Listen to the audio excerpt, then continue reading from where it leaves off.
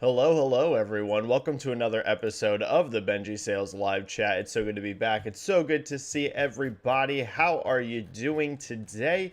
I'm excited to be here. This is a good week for topics. We have some really juicy, good ones to dive into. We've got some really great numbers to talk about. We also have some high-stakes drama to talk about, and a ton, right? We have actually quite a bit that we can chat about today. There's a couple topics I'm going to break down for you right off of the top, some of the big headlines that we can maybe go into today.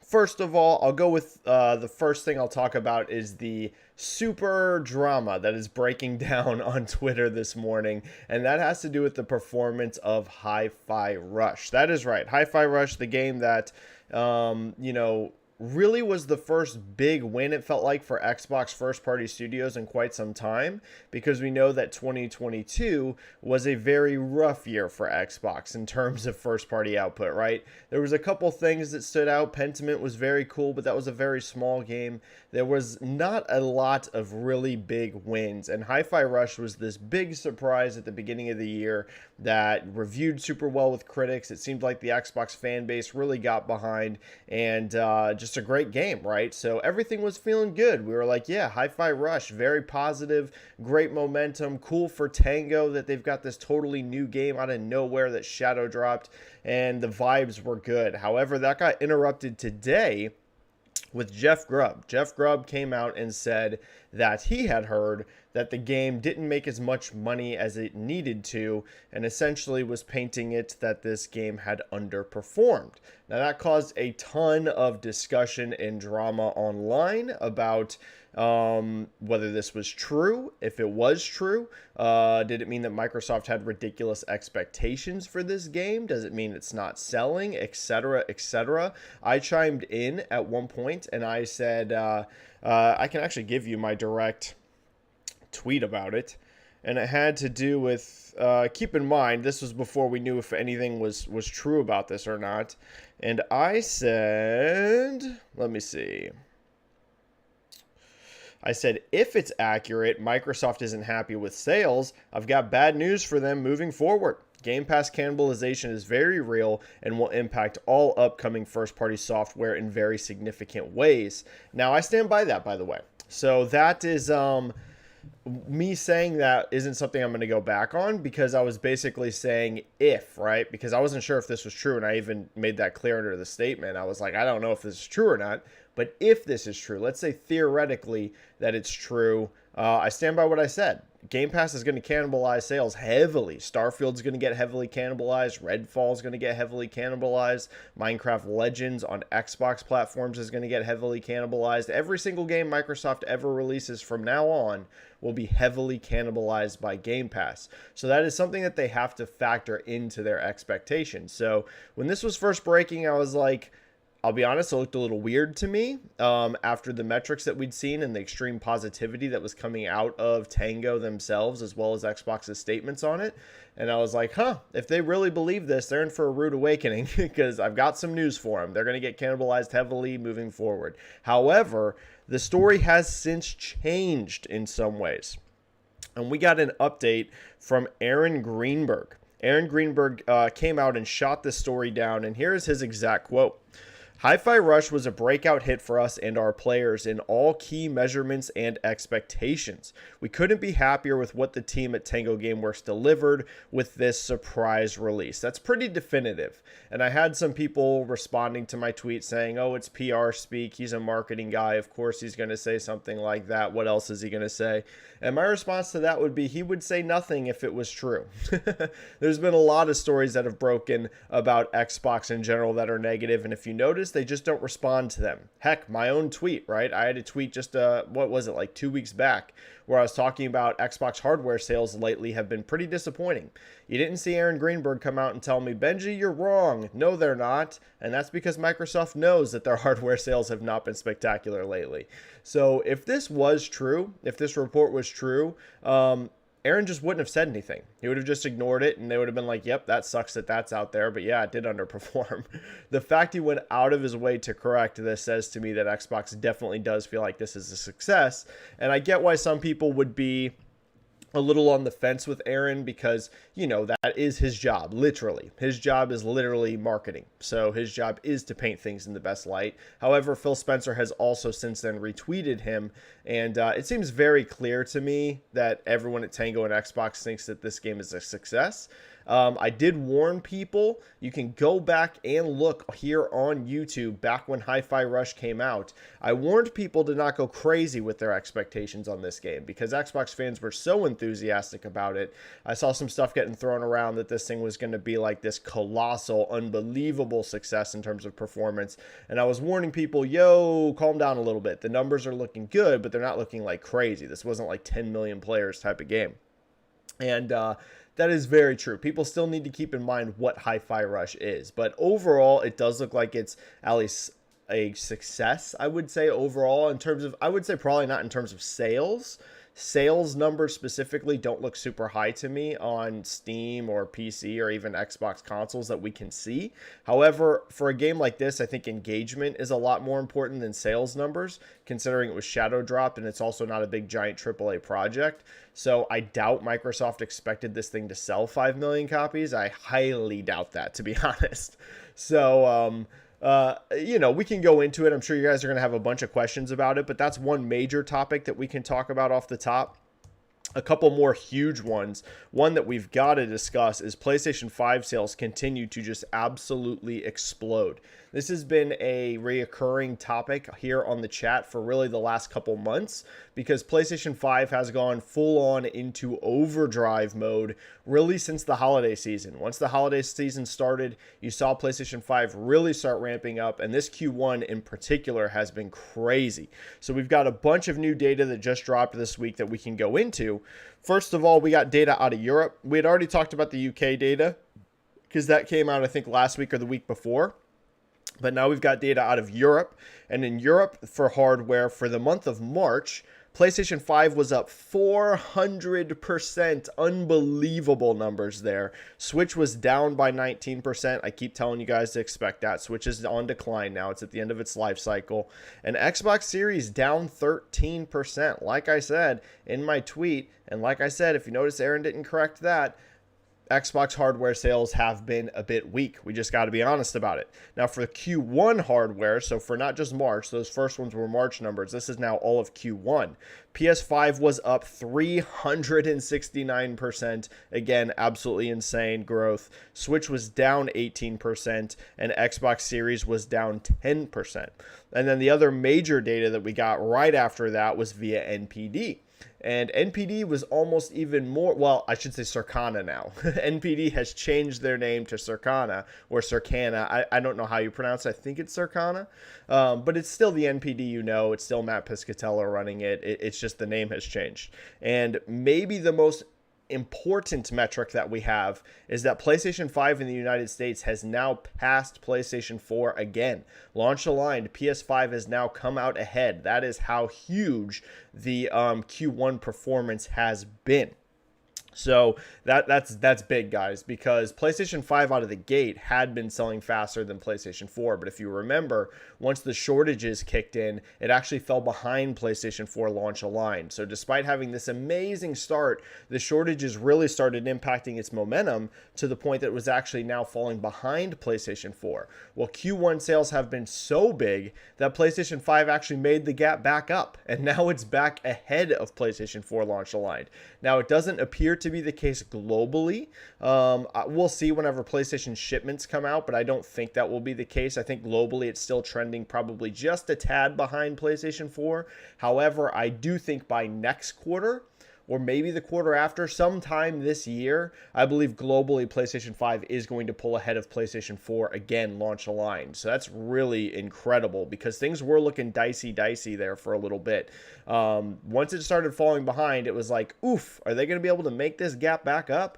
Looks like they're going to, because the sales are just absolutely tremendous right now.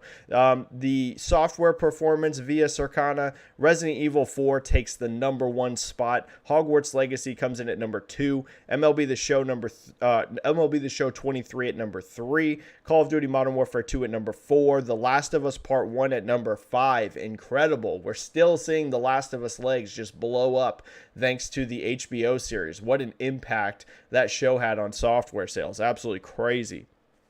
FIFA 23 at #6, WWE 2K23 at #7, Elden Ring at #8, Madden 23 at #9, Mario Kart 8 at #10, Minecraft at #11, Octopath Traveler 2 at #12, Metroid Prime Remastered at #13, Pokemon Scarlet and Violet at 14, God of War Ragnarok at 15, Kirby's Return to Dreamland at 16, Dead Space at 17, NBA 2K23 at 18, Sonic Frontiers at 19, and Lego Star Wars at 20. So that was your performance there for hardware and software. Really the only two other things I'll highlight before we start getting into your comments and questions. This is another big one. Sony has made another acquisition. They have now bought Firewalk Studios. This is a studio that was founded by Bungie veterans. Pretty big studio, actually, 150 employees, and they are currently working on a AAA multiplayer PlayStation 5 and PC title. Now, we knew that Sony was publishing their game before, so that wasn't new info. Sony actually made this announcement a while ago, just like whenever they announced that they're publishing Deviation Games' new game that they're working on. However, now they straight up bought the studio. They're not just the publisher, they have bought the studio, and that is a very encouraging sign for what they think the quality of this game that Firewalk must be making is, right? If you were a little worried about it, if you were Sony, if the dev cycle was not going well, I don't think you would literally buy the studio. If they're full on buying this studio, that says to me they like what they are seeing. So that's pretty big. We can talk about that if you guys want. Sony's push into games as a service. And then we hadn't talked since the Suicide Squad delay. That actually came out the same day, I believe, as our last live chat. So you guys, we can talk about that if you want to. That's been delayed hugely all the way to February 2nd, 2024. So that's some of the topics that we can talk about off of the top. Of course, we can talk about anything you guys want. If this is your first time ever as part of my live chat, the way it works, it's a stream, it's a show. It's 100% driven by you. Your comments, your questions, we just break them down and talk about the latest news in the video game industry. There's going to be a couple ways to do that. First of all, of course, there's the free method. You type a question, whatever you want, and I get to as many free questions as I possibly can. However, there's a few other options for you. First of all, there's the super chat option. You type a donation, whatever you want, it alerts me. Super chats pop into chat, and I get to as many super chats as I possibly can per chat. However, another method you can do is going to become a member of the channel. Memberships are now live. You basically just join, it makes you a member, and I try to make sure that every chat, every member in chat gets at least one question answered. So that's another way to do it. If you can't do a super chat each chat, maybe just become a member, and then I will try to guarantee that I get to at least one of your questions, because I can see who's a member in chat and I can see those names highlighted, and I'll make sure that members get their questions answered. Can't promise I'll get to every member question, but I'll try to get at least one for each of you. Okay, guys, I think we're good to go. I think we're good to go live, and let's get rocking and rolling, guys. We got a couple super chats here off the top.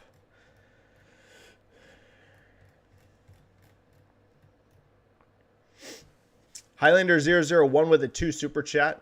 Glad you and your daughter had fun at the movie. Yes, we had an absolute blast. I took Ellie to go see the Super Mario Brothers movie. A little late getting in there, but it was amazing. We actually loved it.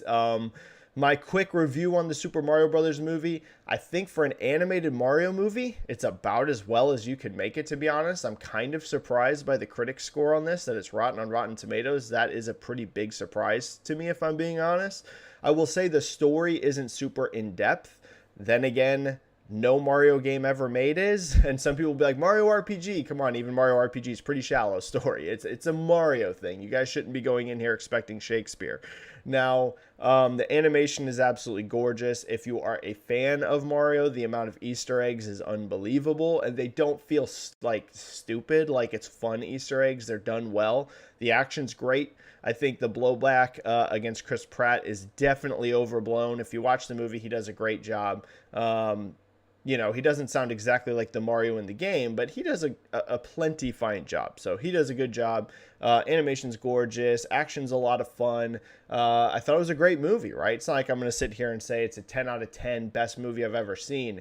But for a Mario animated movie, like using that IP, I don't think you could have done much better. Maybe you could have made the story just a little bit more depth to it, maybe. The runtime is pretty short at 90 minutes, which isn't like crazy for a kid's movie, but maybe you could add another 15 minutes or 20 minutes on there to get a little bit more story in it if you want to be picky. But outside of that, it's about as well done of a Mario movie, I think, as you could make, given the IP. So really, really enjoyed it. It was awesome. Frostbite Slash here with a 10 super chat. Thank you so much, Frostbite. I see quite a few people downplaying Sony acquiring Firewalk, but I think the studio is going to be big for Sony. With 150 staff, and they're made up of veteran devs who worked on Destiny, Titanfall, and Call of Duty. Yeah, I would definitely not underplay Firewalk. That's a potentially huge acquisition. And I would say particularly the fact that Sony bought them before the game came out. Like I mentioned off the top, Sony is fully aware of the dev cycle of this game because they're the publisher. Let's just be real here. If this game was having development hell and it was looking real shoddy, I am highly skeptical Sony would buy the studio, because they're going to be, considering they're funding this game and being the publisher, they would be like, I mean, we're already got our money in, we've got to publish this game, but to full on buy the studio, that shows a lot of confidence. So whatever Firewalk is making, Sony thinks it's good. I think that's clear as day. Sony thinks whatever they're making is very, very good. 150 staff is not small by any means. A lot of veteran talent there. Firewalk could be huge. We need to actually see their game before we go too crazy and say it's like the biggest thing ever, or like, you know, this is going to completely change Sony. You know, we need to see the game. We need to see the quality. But no, this isn't like they bought some small indie studio. This is a big studio with a lot of veteran shooter talent. So could be big, could be very big, Frostbite. I agree. There's some worry, I know, from a lot of people about this heavy, heavy push into games as a service. Sony have a lot coming. So we'll see. Hopefully this is successful for them. But Frostbite, I would say people should definitely not underplay this. No, this is actually, in terms of headcount, you know, a pretty significant purchase. Pretty significant. They don't have the name value because they're a new studio. They weren't founded until 2018. You know, they don't have this huge pedigree that some other studios are going to have since they're new. So, you know, it kind of makes sense why some people aren't like, you know, completely freaking out about it. But yeah, no, there's definitely potential here. Absolutely. Highlander001 with a 5 super chat. Thank you so much, Highlander. So next week we will hear from the CMA, and on the same day, Phil and crew will be at 10 Downing Street for gaming. Think we will hear from CMA before this. I don't know. You know, this would be a great question for Hogue. It does sound like we're going to have some definitive answers on a lot of things soon. I know Lena Khan is getting absolutely grilled right now for her performance with FTC, which I know FTC is different than CMA, but we're talking in general about this acquisition. She's under a lot of fire right now, if I'm being honest with you. I'm going to be kind of surprised if she keeps her job in the next year. Not specifically just about this Activision Blizzard thing, but a lot of people are not happy with her. Let's just put it that way. So we're going to get some answers very, very soon. And I think this is a good thing because I think Microsoft has kind of lost their eye on the ball, if I'm being honest with you. I think this acquisition took too much of their energy. Now, I'm not saying in the long term that this acquisition won't be amazing for them. This could be the greatest thing that's ever happened. We'll have to see how it all plays out. But I do think so much energy from, you know, Satya, from Phil, from, you know, in terms of finances, in terms of how much energy it's taking, I think this has taken a lot of focus away, even with the fans, how much people have been talking about it, from the core Xbox business. So I'm going to be very happy when this is done and over, because I think Microsoft is slipping in some ways, if I'm being honest with you. I've talked about it on here. I've talked about it on Twitter. I think their hardware sales are having some major issues. I think that their first party in terms of output hasn't been great. So they really need to focus on the ball here. They need to get things back on track. And again, this isn't Xbox is doomed or anything like that. But I'll be very glad when this is over. So either way, we're going to have answers here very, very soon. I think FTC is going to be forced to pass this here soon. Again, I could be wrong. Hogue would be a better person than this, but considering the insane pressure that Lena Khan and the FTC are under right now, if CMA really passes this, I don't see how they're going to keep fighting it, man. I just really, really don't. So we'll see. But Highlander, we're going to have some answers very soon. Absolutely. And I think that's a good thing. Benji here with a 5 super chat. Hi, Benji. Last year, Xbox Series was beating the PS5 at times for 9 months straight. For 9 months straight, for 3 consecutive quarters, it was outselling PlayStation 5 in the United States, in North America, and a few other markets.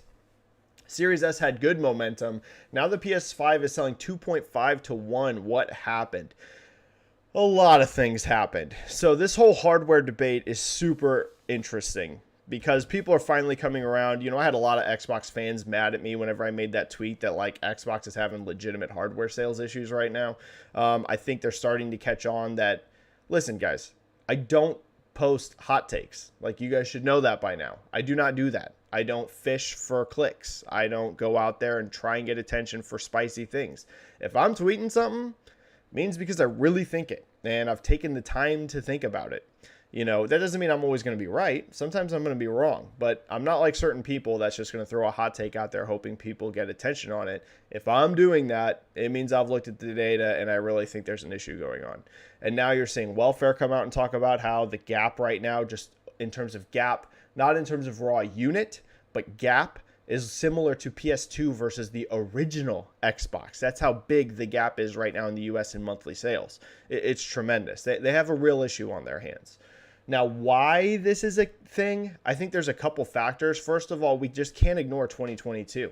It hurt their momentum so bad, it is crazy. I was so bullish on Xbox. All you have to do is go back to the things I was saying coming out of 2021. Go back, look at my Twitter feed, look at my YouTube, and I was very bullish. I was on here saying things like, I think there's a real chance Microsoft could take the United States back this generation. I always thought PlayStation 5 would outsell them globally, but I thought the US race could be very, very close.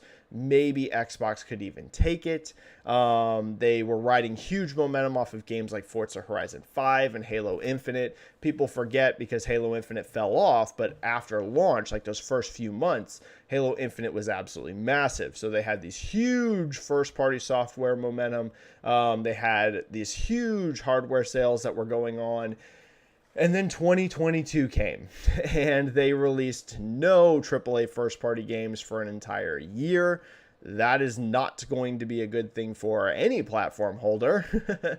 Series S, I believe, is really starting to hit a saturation point already. And whenever I say that, that doesn't mean that I don't think that Series S is going to continue to sell well for the rest of this generation at times.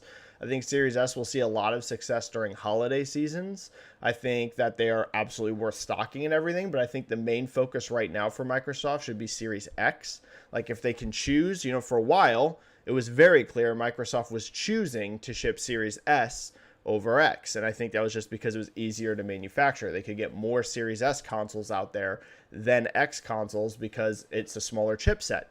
And we know with all the chip shortages, I think it was just easier for them to make S than X, so they were flooding the market with S. That was useful for keeping their sales up, but at the same time, that means that they've rapidly, I think, hit saturation point on that console outside of, like I mentioned, like gift givers, holiday season, that sort of thing. So the whole manufacturing focus right now outside of holiday season needs to do a complete inverse. They now need to focus on Series X shipments over S so they can start meeting demand on that. Because I know at least in the United States, and this is going to vary country to country, but in the United States, they still haven't truly hit Series X like demand levels. So that's a couple things. The software first party, it just can't be ignored. It's a massive issue. And then also the S versus X. I think those are two of the main factors. PlayStation 5 is also got just a wave of momentum behind it. It's a huge brand. People love PlayStation, and let's just be honest, PlayStation has had way more exclusive content recently than Xbox. Last year, they had Horizon Forbidden West, they had Gran Turismo 7, they had The Last of Us Part 1, they had God of War Ragnarok. I mean, they had a lot of games, while Xbox had almost nothing. So these are all going to affect things. So it's a lot of factors. It's a lot of factors, to be honest. Take a drink of water really quick.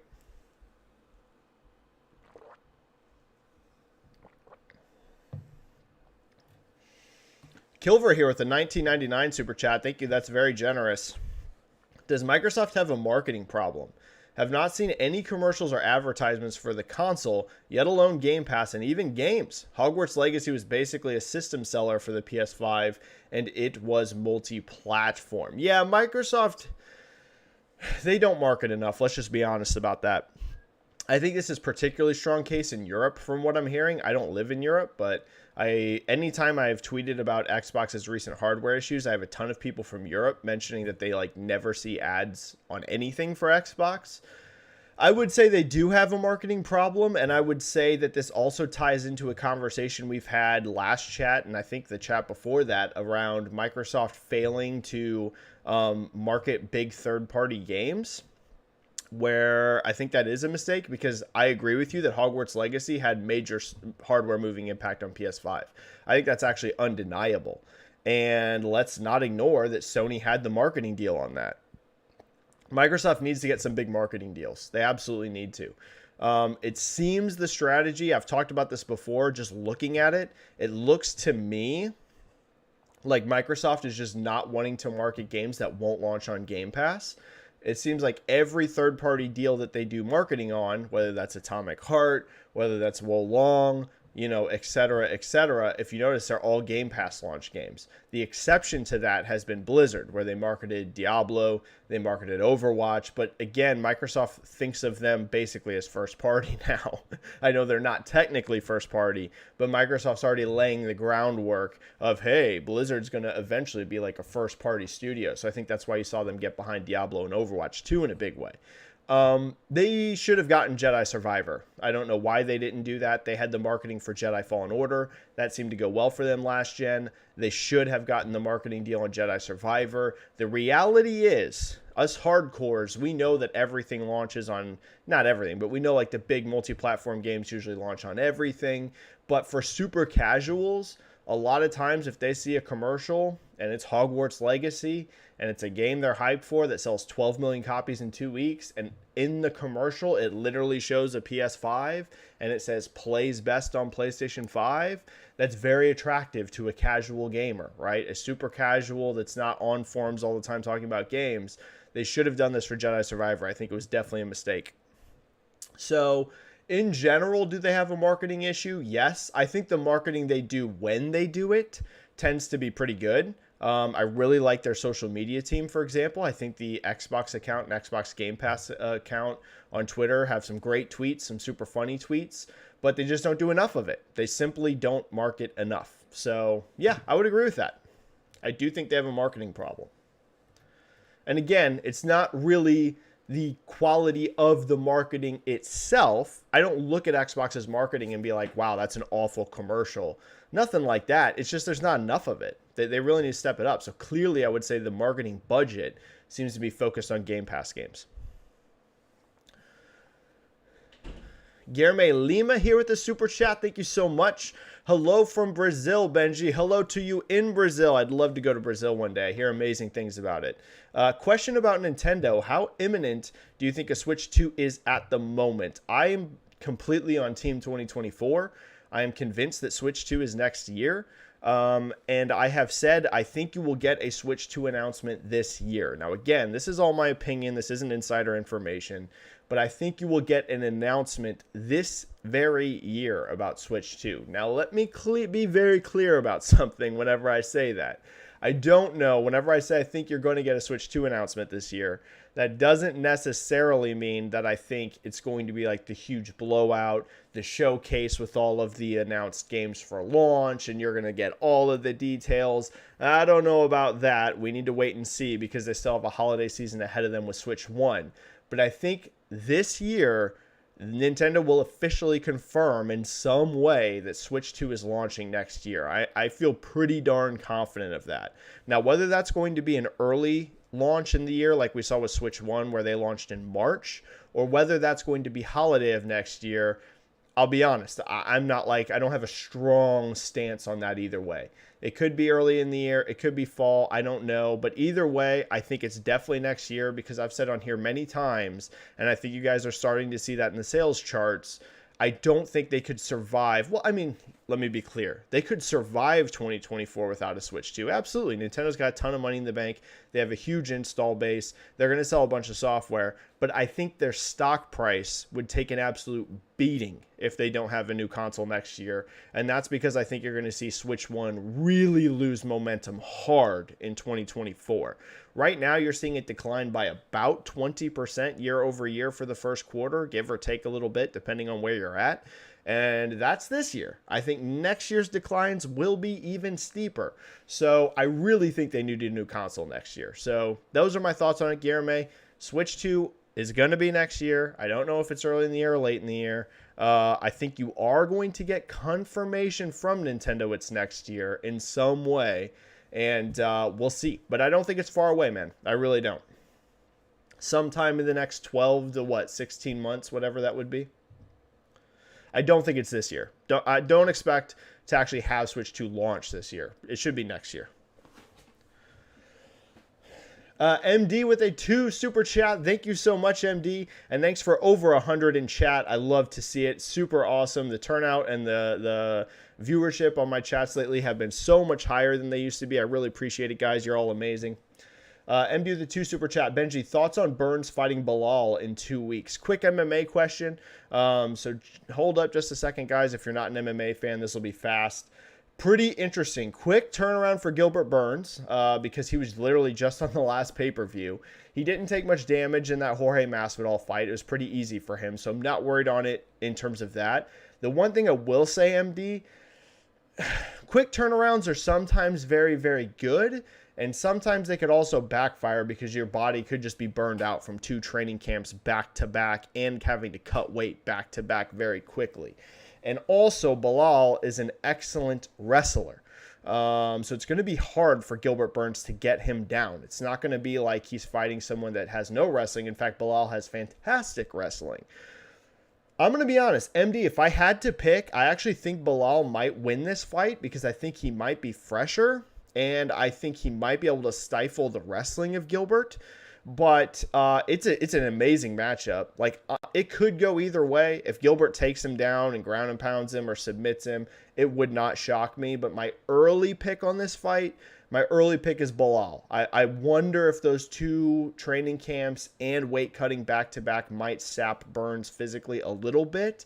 And let's be real, you don't want to be sapped against Bilal Muhammad. That guy's an absolute beast. You want to be on your 100% A game for him. So we'll see. It could go either way, but right now I'm picking Bilal. All right, super chats are cleared. Thank you so much, guys. Let me really quick hit some member questions, and then I'll start getting on your free questions. Because shout out to the members. Thank you, everyone who has joined memberships. We got Joseki here. Hi, Benji. Enough has been said of Microsoft's management and their never-ending development cycles, but don't you think it's time for the PR marketing team to be under the spotlight? The messaging around the Xbox brand is terrible, and they don't seem to be able to control it in any way. Plus, the game marketing is often pretty poor. The last decent marketing push was Persona. And I think it was the Persona brand carrying itself more than Microsoft doing anything special. The performance on platforms Microsoft forbidden, etc. So, do they need... Okay. This goes back to what we were saying earlier, that yes, I do agree there's a marketing issue over at Xbox. What I would say, my opinion on a lot of this goes back to the things I've been saying about Xbox. I think a lot of this goes away if they just have games. It's very easy right now for Microsoft to get caught in a loop of constant bad PR when you don't have anything to catch people's attention. You know what I mean? Like let's be real. Sony's gotten a lot of pushback, even from their hardcore fans, because of the lack of showcases. However, there's also still a lot of positivity within the PlayStation camp because they can at least fall back to, hey, we got God of War Ragnarok last year to play. Hey, we got Horizon Forbidden West. Hey, we got The Last of Us Part 1. Hey, we got Gran Turismo 7. Hey, we've got Horizon Burning Shores, which just came out. Hey, we got Spider-Man 2 right around the corner. So it's very easy to just be like, if you're like focusing on Xbox, there's almost nothing to fall back on. It's, hey, you guys haven't released a AAA first-party game in over a year because they released Pentiment, which was, again, very cool. I liked Pentiment. Very small project. They released Hi-Fi Rush. Love it. Right now, it's tracking to be in my top 10 favorite games of the year. But again, it's not one of these big AAA games. So it's very, very easy to be critical of Xbox because they have nothing to really distract people with, hey, it's about the games. Now they have Redfall right around the corner. We're going to see how that is. I've gone back and forth on whether I think Redfall is going to be successful or not. They've got Starfield coming this year. They've got to consistently release games. This is the literal end-all, be-all for their business. You must release games. New controllers are great. Game Pass drops from indies and third parties are great. You have to get first-party content shipped. You got to do it. You got to find a way to get those games out. And again, we've got some finally coming, so hopefully they deliver. I do agree for sure that they have some marketing issues. We just talked about that. I do think they have some PR issues. But again, I think a lot of this at least calms down if the games are consistently hitting and people are loving them. There's a lot of things you can criticize Nintendo for, right? Nintendo has fairly weak hardware. I think they have a truly awful online service. But again, it doesn't really hurt them that bad because people love the games and Nintendo's consistently delivering the games. That's what Microsoft has got to do. They have got to start releasing these games. Their teams take too long. I'm going to say it every chat anytime anyone brings it up. Yes, making games is hard. You got to reduce scope then. I don't know what the answer is, but you need to be sitting down with your teams and you need to be like, guys, we can't be spending 6+ years to make games. That is the end of the story. Like, it wouldn't to me even be a debate. It would be, okay, then we cut features. Okay, then we slim the game down. Like, we have to find a way to ship products. How long have I been telling you guys on here? The biggest existential threat to AAA gaming has nothing to do with anything but how long games take to make. That's it. That is literally the biggest threat. It's not mobile. It's not, is it games as a service or not? It's not microtransactions. It's how long games take. They take too long. They take too long to make. So I'm not telling you it's easy. I'm not a dev. I'm not telling you guys, hey, you need to have this out in 2 years. But the 6+ year dev cycles have to come to an end. And my response, if the devs were telling me, hey, our scope, what we want to make, it's going to take us 7 years to make it, I would say, then we're not making that game. Or we're cutting features, or we're reducing scope. It's a huge threat. And the teams are taking way too long. Way too long. So, we'll see. But I think that's the biggest issue. All right. Ken B. Hey, Benji, with the success of Mario movie and The Last of Us show, we should expect a glut of game-based movies and shows now, right? Do you think they will continue to be as well made as these recent ones, or will studios go for cash grabs that skimp on the quality to get them out quicker? Well, I think the major takeaway that Hollywood should be having right now is absolutely to not do the second point. Because that's what Hollywood did for a long time, and that is what brought the narrative that video game adaptations can't succeed. If you look at the ones that have been successful lately, they're Sonic, they are The Last of Us, and they are Mario. What is the 3 things that those all have in common? They made fans, core fans of the franchises, very happy. And the way they did that is they delivered faithful. And yes, Sonic is a little bit of a different take, right? Because we have the real people, it's in the real world, but Sonic himself feels like Sonic. Knuckles feels like a true character to Knuckles. Same, you can say the same thing for Tails, right? Like it feels like it's really targeting that demo. And everyone that you get on top of that, great. But there's a reason these IP became popular in the first place, right? The big issue for Hollywood for so long is either A, they were doing these as quick cash grabs like you mentioned, or B, they were trying to radically change the IP, right? You saw a lot of cases of that. Look at like the Final Fantasy movie, for example, that came out. And I know Square Enix was involved with that, but like, you know, it didn't feel like Final Fantasy. You could go down the list. There's a ton of stuff. Prince of Persia, you know, Assassin's Creed, just the scripts and stuff bad. You got to deliver the quality. You cannot just cash grab this stuff. You've got to do a very good job. And I think the other thing that we can really point to in the case of both Mario and The Last of Us, they heavily incorporated the creators of those IP. You saw Neil Druckmann co-writing scripts as well as literally directing episodes of The Last of Us. Miyamoto was very involved with Super Mario. If anyone's going to license any of this stuff, make one of these big things, I would be bringing in the people that made this successful in the first place to help me out. So that would be the hope. Are we still going to see some critical and commercial failures as video game adaptations? Of course, that's just going to happen. But I think everyone at Hollywood needs to be looking at why Sonic, Mario, and The Last of Us are popular. And it's because they are honoring the source material in a good way. Doesn't mean you can't make some changes, but it still needs to feel faithful to the source material.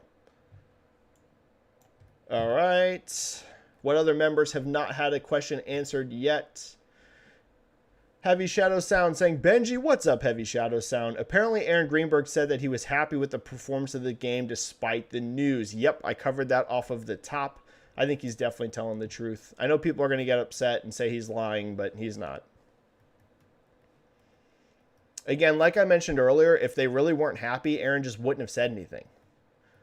That's the golden rule. If there's bad news, you just don't address the bad news. That's for like all of business. You kind of avoid talking about the bad news and you just celebrate the wins. If he went out of his way to correct it, that means they truly don't think that that report is true. They would have just ignored it otherwise. Any other member questions that haven't been hit? With at least one? Jacob Novick. What is up, Jacob? Tango are, as reported, working on 3 new games. One is expected to be The Enemy Within 3, and one of those are said to be a new IP. What new IP can it be? So I don't have any inside information for you on what Tango are working on. There's some studios that I do kind of know what they're making, but I have no idea what Tango is working on. I know that there is a rumor that they are making a JRPG, which would be super cool. You know, that would be amazing. A first party JRPG from an Xbox studio. Wow, we haven't seen that since, well, we actually haven't seen it ever. But the closest would be like, what, Lost Odyssey, which was published by Microsoft, but, you know, Miss Walker wasn't a first party studio. That would be amazing. So I have no idea if that's true or not, but I hope it is, just because it'd be very cool to see a first party JRPG. I would be surprised if they're making the Evil Within 3, because I'm going to be honest, Evil Within 2 bombed. And, you know, that would be a bit of a surprise. Evil Within 1 sold well, but 2 was legitimately underperformed. So I've kind of always thought we'll never get Evil Within 3, but you never know. It'd be cool. I'm always down for some new horror games. Okay. I think every member has had at least one question answered. So I'll start going to the regular free questions now.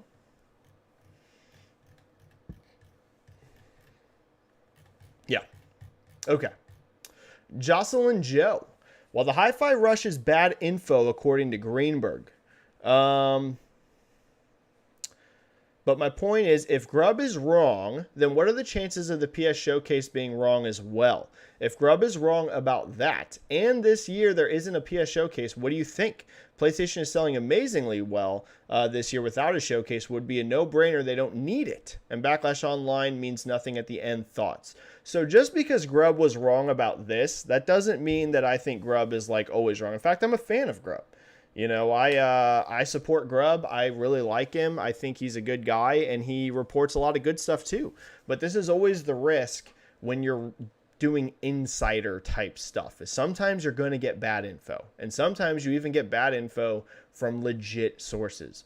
I have been passed incorrect info. I will not go into this in any way, shape, or form, but to show you how this stuff can happen, I've had someone working at a studio tell me the wrong thing before about something that they are doing. There's a whole lot of reasons why that could happen. Someone could just not like you, and they might purposely feed you misleading information to try and screw you. I'm not going to say that's common, but it could happen. Could just be the person that you're talking to thinks they have accurate info and they don't. It appears Grubb on this one did get incorrect info. I don't think that Grubb purposely was doing anything nefarious. I think more often than not, Grubb definitely has good info. Just sometimes you're going to get it wrong. If this is the game that you're going to play is where you do insider information, you just got to run the risk. Sometimes it ain't going to work out for you. So do I think that he's right about the PlayStation Showcase? I do. Just because he was off on this one, I don't think that means he's going to be off on everything. In fact, I think most things he is right on. I think it really is going to come. Now, in terms of do they need it? Because I've seen this getting debated as well because, I read Reset Era. I read it all the time. They've become nicer to me over there.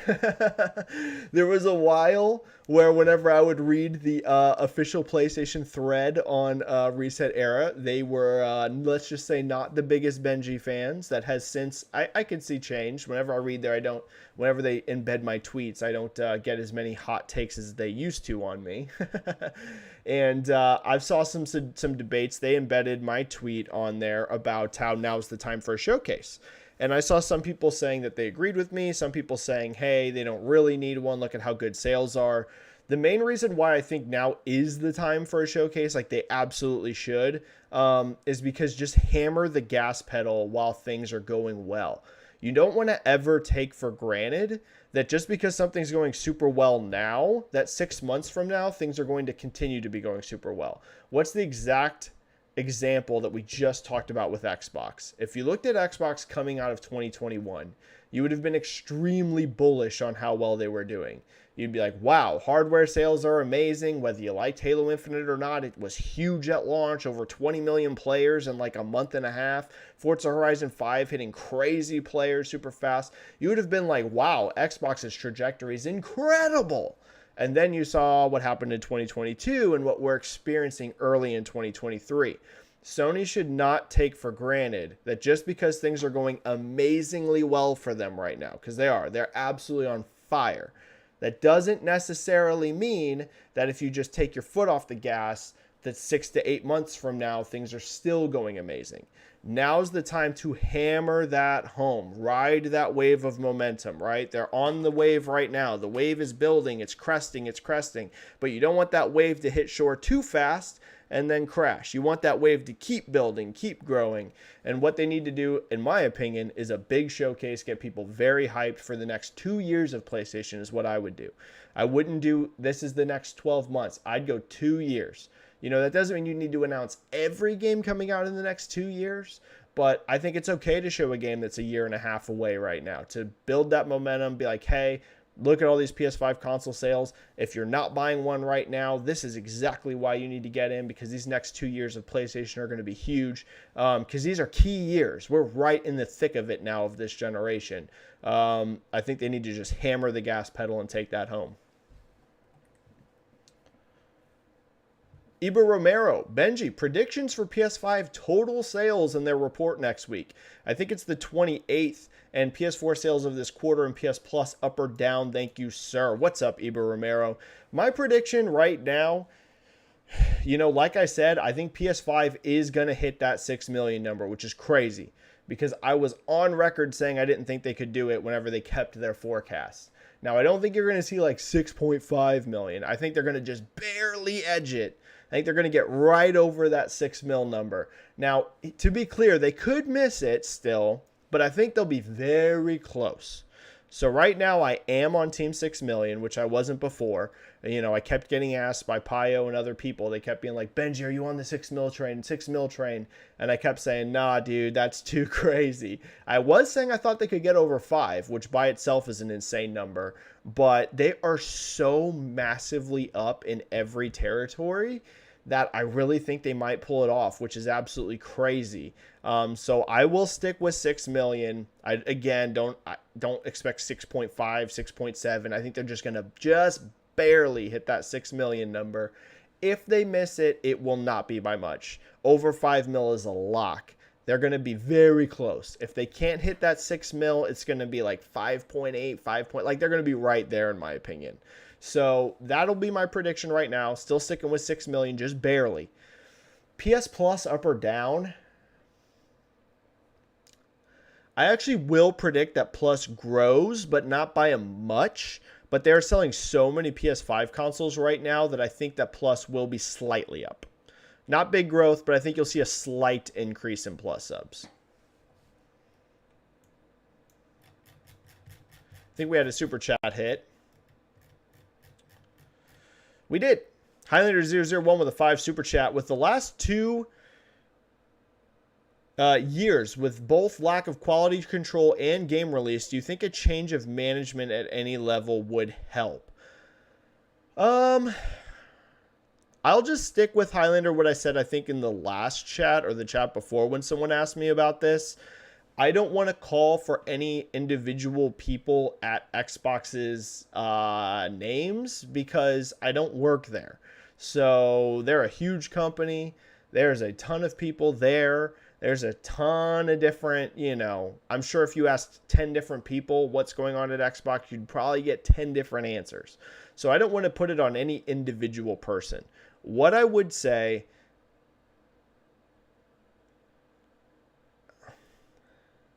here's the thing. I think Microsoft needs to get more hands-on on their studios.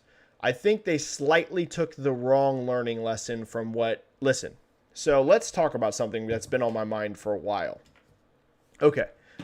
So back when they closed Lionhead, Microsoft retroactively looked back at what happened with Lionhead, and they saw it as an issue of them meddling too much, and that impacted the studio, right? Whether it was the Fable Legends, I think it was called, the multiplayer game. Microsoft was kind of pushing them to make some sort of multiplayer game. Back when there was that Fable Connect title, Microsoft was kind of pushing them to make a Connect Fable title to support Connect. And Microsoft felt retroactively, they've talked about this, that they meddled too much in that studio. And that was part of what caused them to fail and not find success. Then they bought Mojang, and Mojang has been massively successful by Microsoft basically being completely hands-off for the most part and having tons of creative freedom. So Microsoft looked at these two scenarios, and I think the unfortunate thing for Microsoft right now that they are learning, this is what I suspect. I don't know, but I suspect they're learning this lesson right now, is they pivoted from one extreme to the other a little too aggressively. I think they need to be more hands-on with their studios. And again, you don't want to be too hands-on. You want creative freedom to be at these studios. You want these studios to make decisions. You want them to be able to experiment and do all kinds of cool stuff. But at the end of the day, it's a business. And at the end of the day, you have to ship games. Games have to come out. They can't just be in development forever. They have to eventually ship. And I think Microsoft is probably finding that balance, that middle ground between being hands-off enough to where you still allow creative freedom and people to experiment and make the things they want without stifling that like they did with Lionhead. However, if you are too hands-off, things might start to balloon and get a little out of control. People might start to take a very long time. They might start to overscope what they want to make, etc., etc. I think Microsoft really, because I'll tell you right now, Sony is not completely hands-off on their studios at all. At all. I'll tell you that right now. I know it firsthand. Now, it's not me saying that Sony's coming in and being the big boss that's super controlling and is like, you must do this and you must do that. Not at all. But at the same time, I can tell you there has definitely, for many first-party games, been intense at times pressure from management to get the games out, get it shipped. And I think Microsoft is right now in the thick of being, hey, we were too hands-on with Lionhead, and look at how that happened, too hands-on with Lionhead. And hey, look at how hands-off we were with Mojang. You can't just assume, oh, this didn't work, now we have to go fully to the other side. No, you need to be somewhere in the middle there. You do need to be hands-on, and you do need to get games shipped. So again, whether that's a management issue, whether that is leadership at the studios on a individual studio level, whether that's higher up in the chain, we'll have to see. But my personal opinion on this is Microsoft has gone too hands-off, and they need to get a little more control over things, just a little bit. Mr. Real Shane with a 5 super chat. Benji, how do you play games? Do you just stick to one game and finish it? Do you play multiple games at the same time? I only played Breath of the Wild for 4 months. Well, thank you for that super chat, Mr. Real Shane. So the way I do it is I only play one single player title at a time. Right now I'm playing through Atomic Heart, and I don't touch anything else. So anytime I'm playing a single player title, I just focus on that one. I don't, play anything else. I want to focus on the story. I want to get through that game. However, I will play a multiplayer game or two at the same time as my single player. Like, I'm a massive Overwatch fan. I've been a fan of Overwatch literally since the day that Overwatch 1 shipped. In fact, even before that, because I was in the beta for Overwatch. So Overwatch is my favorite multiplayer game of all time. I still play Overwatch 2 every single day. But I'll play Atomic Heart as well. So that's my go-to, Mr. Real Shane. I personally am not the type of person that can juggle multiple single-player games at once. I know some people can do that. I can't. I got to focus on one single-player game at a time. But I'll play multiplayer alongside that, right? I'll play a couple hours or whatever of Atomic Heart, and then whenever I'm bored of that for a little bit, or, if I'm feeling, hey, I need to get some Overwatch games in, I'll switch over to that. But that's really how I juggle it. So I can relate. I'm pretty much the same as you, Mr. Real Shane, besides the multiplayer stuff. Dead Planet with a 5 super chat. Do you think Xbox are even aware of the general negativity around the brand lately? In my opinion, they need a roll of positive momentum next week. They are absolutely aware. Phil is very active on Twitter. Phil follows all sorts of people on Twitter, whether that is, people that just cover Xbox. I'm pretty sure he still follows me on Twitter. There's no way he didn't see my tweet about Xbox hardware sales. Who knows? Maybe even every once in a while he watches my live chat. It wouldn't shock me. I know that there are some industry people that watch this chat. So I'm not saying he does. I don't know. Phil's never told me, but maybe he does. And even if he doesn't, like I said, he's very active on Twitter. Phil is absolutely aware of what the general feeling around Xbox is. That I can tell you for sure, Dead Planet. Now, I agree with you. They need a wave of positive momentum. They got to start building that narrative back up. This is all stemming really off of 2022. Like we keep saying, guys, that 2022 hurt them badly. You can't go an entire year without shipping a AAA first-party game and not have to deal with the fallout of that. That would happen to Sony. That would happen to Nintendo. That would happen to anyone. Anytime you're going to take an entire year off, things aren't going to be sunshine and rainbows. So I agree. They definitely need to start building some momentum. Maybe they can get some with Redfall. We don't know. There's a lot of backlash to the 30 FPS, but maybe Redfall's reviews are very good. I don't know that they can wait all the way till June, though we're not that far away from the showcase now. It's only a little over a month. Maybe they can wait until the showcase to generate some momentum. But here's the thing. I'll just keep going back to it. They got to ship the games. The games must get shipped. I don't know how many times I need to say that. Look at State of Decay 3, guys. That was announced 3 years ago with a CG trailer, and we've never seen anything since. Look at Everwild. That game was announced like 3 years ago. We saw a gameplay trailer. Never saw anything since. Look at Perfect Dark. Look at Avowed. Games they've announced have disappeared for years, and we've never seen an update on them. So they need to really show some games, get some dates on some games, and get that momentum going. Yeah, for sure. For sure. Pretty Dude with a 10 super chat. We know Zelda is going to sell like crazy, and thank you for that super chat. It's very generous. But between Street Fighter 6, a multi-plat game, and Final Fantasy 16 only on PlayStation, which do you think sells more? Both are in sort of niche genres. Good question. Street Fighter 6 or Final Fantasy 16? What is Street Fighter 5's total sales at now? Surprisingly high, by the way, for Street Fighter 5.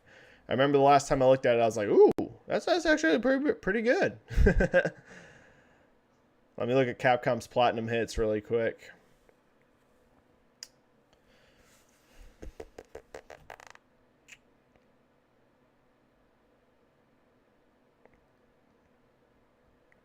Let's see. Because it's pretty high. You'll be surprised. Yeah, Street Fighter 5 is at 7 million now.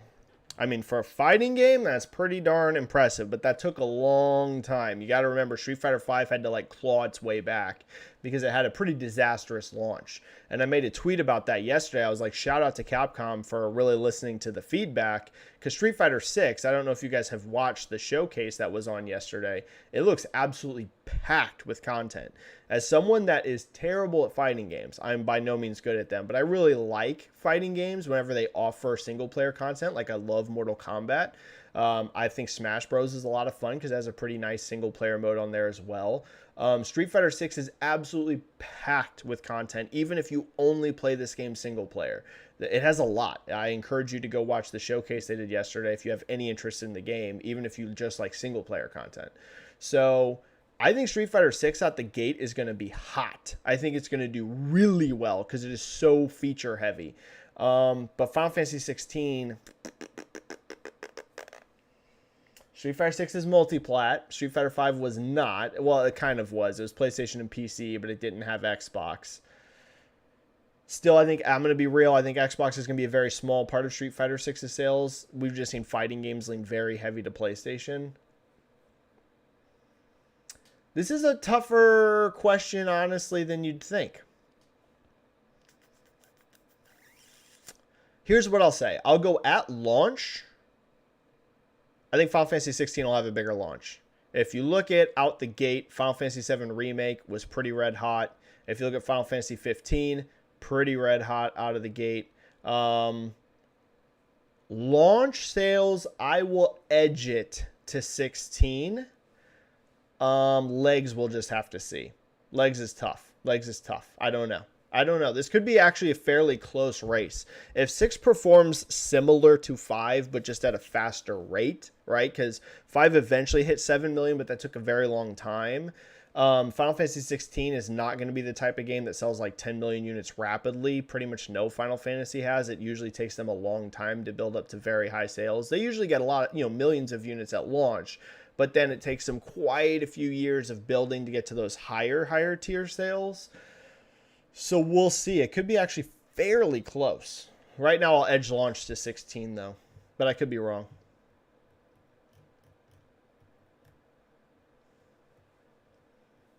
Killer, and yeah, Zelda will annihilate both of them.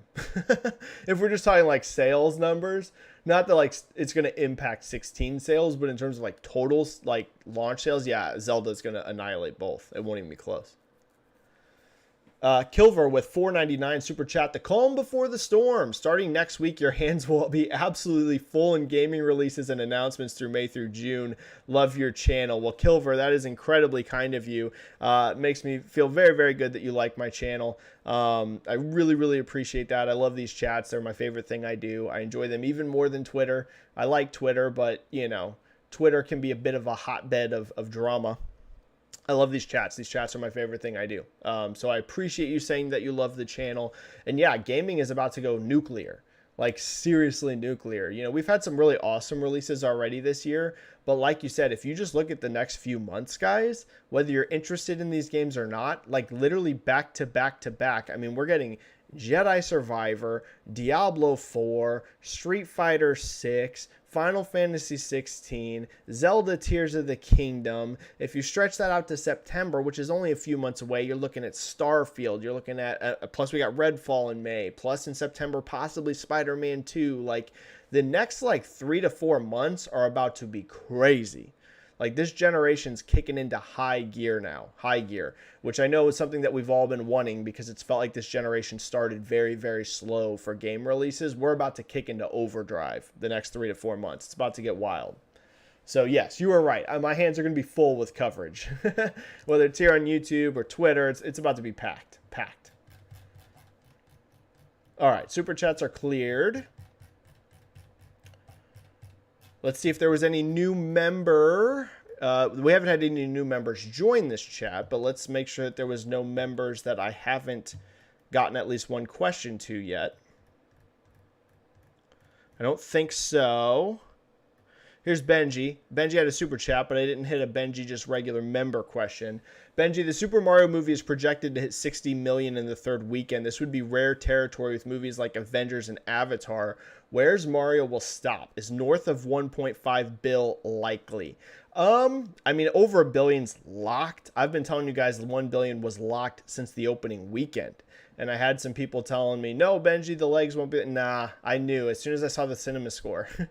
Like, once I saw that opening and the cinema score, I was like, a Billy's locked. And it is locked. Everyone's pretty much joined me now on the 1 billion train. There's a tiny few people that don't think so, but no, it's locked. A Billy is locked and loaded, guys. It was loaded and locked as soon as the opening weekend hit.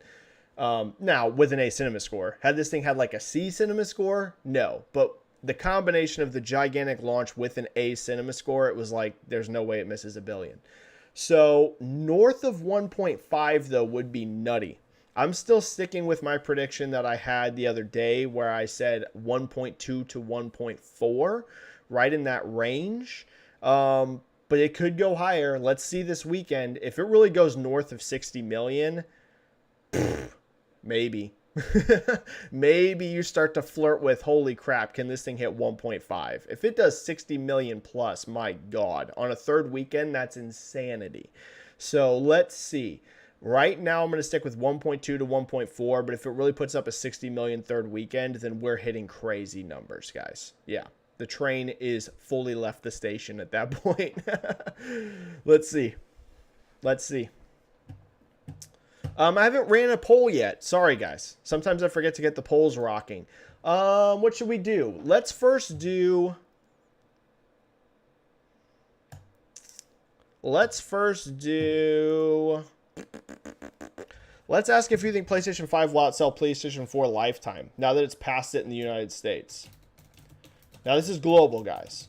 Will PlayStation 5 outsell PlayStation 4 lifetime? Let's get a poll rocking. And it's a simple yes or no. We only need two options.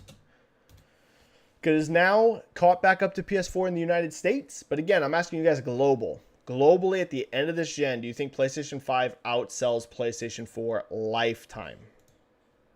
Let's see. See what you guys think. Poll is now live in the chat.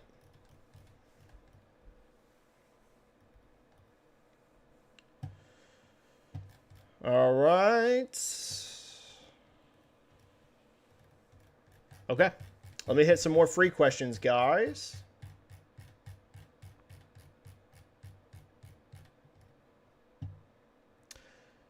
Timmer72299. Hi, Benji. Apparently, Mortal Kombat 11 generated over 500 million in profit. I saw that. Crazy numbers. $500 million in profit? Mother of God. What are your thoughts? Do you think the number is too high?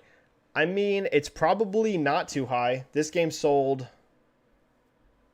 What was Mortal Kombat 11's last sales update?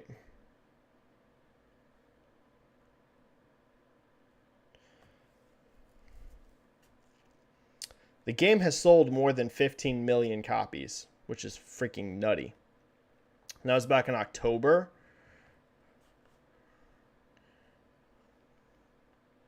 So, one sec. No, I don't think that's unrealistic at all, to be honest with you. Because the revenue alone off of just game sales, right? This thing sold over 15 million. And the revenue off just game sales, obviously it's not all going to be at $60, but even if the ASP is $30 or $40, we're still talking massive revenue off just purely sales. And then you have to also remember that Mortal Kombat 11 has all kinds of DLC, right? Character packs, skin packs. It has all kinds of DLC with it as well. So no, I don't think 500 million profit is crazy for that at all, considering the sales numbers plus the post-launch DLC. I can believe something like that, which is crazy, and it shows you why Mortal Kombat is such an important brand to WB, because it puts up crazy numbers for fighting games. No game can touch Mortal Kombat in the fighting genre besides Smash Bros. And Smash Bros is a different kind of fighting game. It still is a fighter, but Smash Bros is kind of like a party fighter game, whereas Mortal Kombat's a more traditional fighter. If you want to just talk traditional fighting games, there's nothing that can touch Mortal Kombat right now. Nothing. There's literally no game that's on the level of Mortal Kombat. Tekken's huge, right? Tekken's huge, but it's not at Mortal Kombat numbers. Obviously, though, if you want to roll in Smash Bros, because it is a fighting game, that's it. It's Mortal Kombat and Smash, and then everyone's below that. Low Canny, hi Benji, hope you've been doing well from an indie dev perspective. Oh, cool, we got an indie dev in here. What do you think about Game Pass deal? Oh, wait. I don't know if you're saying you're a game. I can't tell if you're saying you're an indie dev or if you're asking me what I think about it for indie devs. But either way, if you are an indie dev, shout out to you. I really respect every dev, especially indies. Is there a great deal or is it harder to compete against other big AAAs on the platform? I've heard some mixed things. Microsoft seems to have a lot of data that it helps indie games. I can tell you from my individual perspective that I play more indie games through Game Pass and through now PlayStation Plus Extra, now that they're incorporating more indies, than I ever did buying indie games. I was always very selective about buying indie games, and that's no disrespect to indies at all, because I think some of the best games I've ever played are indie titles. It's just, a lot of the big AAAs, you kind of know what you're getting in a lot of ways. Sometimes that's a good thing. Sometimes that's a bad thing, because sometimes it can feel too samey. But if it's from a big studio, like Naughty Dog, or it's an IP that you love, like Final Fantasy or whatever, you kind of know what you're getting. Whereas a lot of indie devs, let's just be honest, you're taking a bit more of a risk on them because you might not be familiar with the devs behind it, or it might just be a totally different genre or new IP that you've never experienced. So for me, I am much more experimental with trying stuff through Game Pass and PlayStation Plus Extra than I ever was before buying indie games. I suspect that I'm not the only one like that at all either. Microsoft has published data in the past that is helpful for many indies on discoverability. At the same time, I know there are a few indie devs that have publicly spoken about, they aren't sure if something like Game Pass, for example, was the best thing for them. What I would say, Low Kenny, if you're an indie dev or if there's an indie dev listening to this, the best thing for you is to try to get this is going to sound funny because it's not easy, but if you can get Microsoft really behind your game, like they have with some indie titles where they really showcase them at, like the Xbox showcase, look at Ori, look at how much Ori blew up. And, that was not a game that was going to have a ton of hype leading into it until Microsoft really got behind it. I think the last case of Benedict Fox, we'll see if that game's good or not, but it got a lot of attention at the last showcase as well because it was heavily featured there. If you're making a type of game that you really can catch Microsoft's eye on and they really like it and you can get a Game Pass deal and get them to really get behind it, I think it could be massively helpful for you. But at the same time, if you look at what the most popular list is on Game Pass, it's pretty much dominated by multiplayer games. And then, every once in a while, like a day one launch, whether it's single player or not. But like the top 10 is almost always like 8 or 9 of them AAA multiplayer type games. So it is a bit of a challenge, but I think there are definitely cases where indies get huge boosts from Game Pass. I think there's some that get massive boosts from it. Tunic. I think Tunic got a lot of attention last year for being on Game Pass. So it just depends. I think it really varies. Overall, though, I would say more often than not, I think it's a good thing if you can get a good payment for it.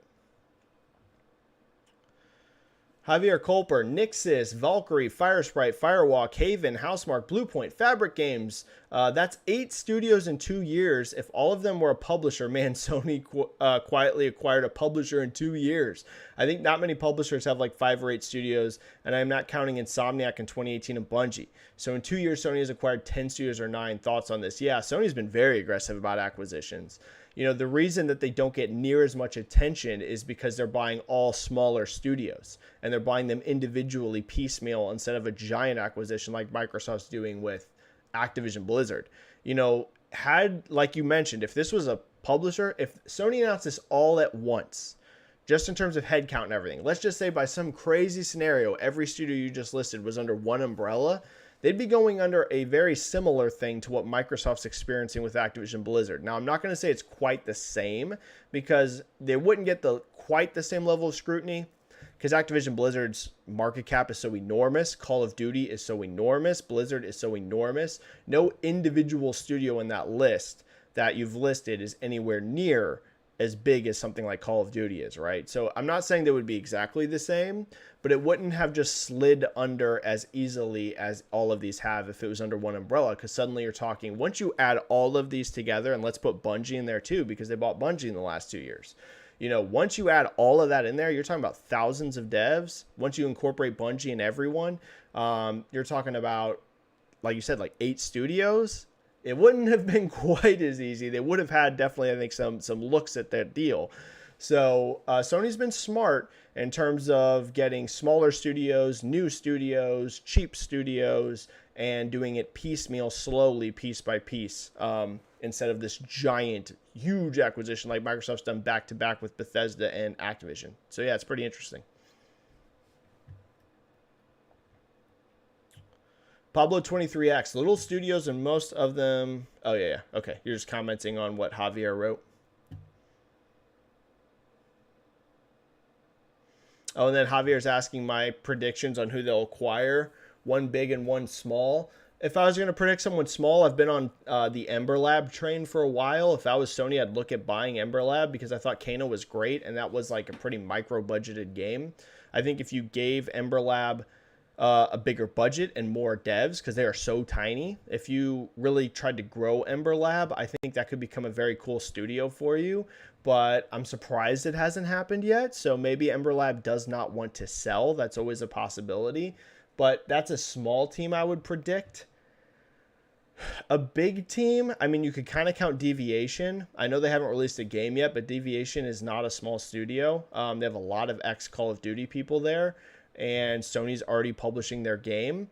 I don't know if you would consider Deviation big or not, but I think there's a real chance Deviation gets acquired. If we want to go all the way up to publishers, I've said I think the most likely publisher would be Square Enix.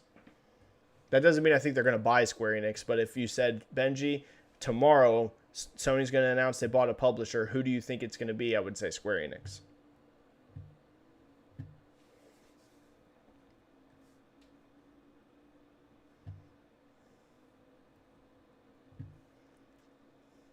Dior Amaro, Benji, do you think Sony acquiring their partners like Haven and Firewalk are smart moves? And my other question is, I just saw a report that Tango have 100 to 150 devs in this studio that Sony are acquiring that don't have game in the markets like Haven, more than 100 devs. Firewalk confirmed 150, Firesprite more than 300.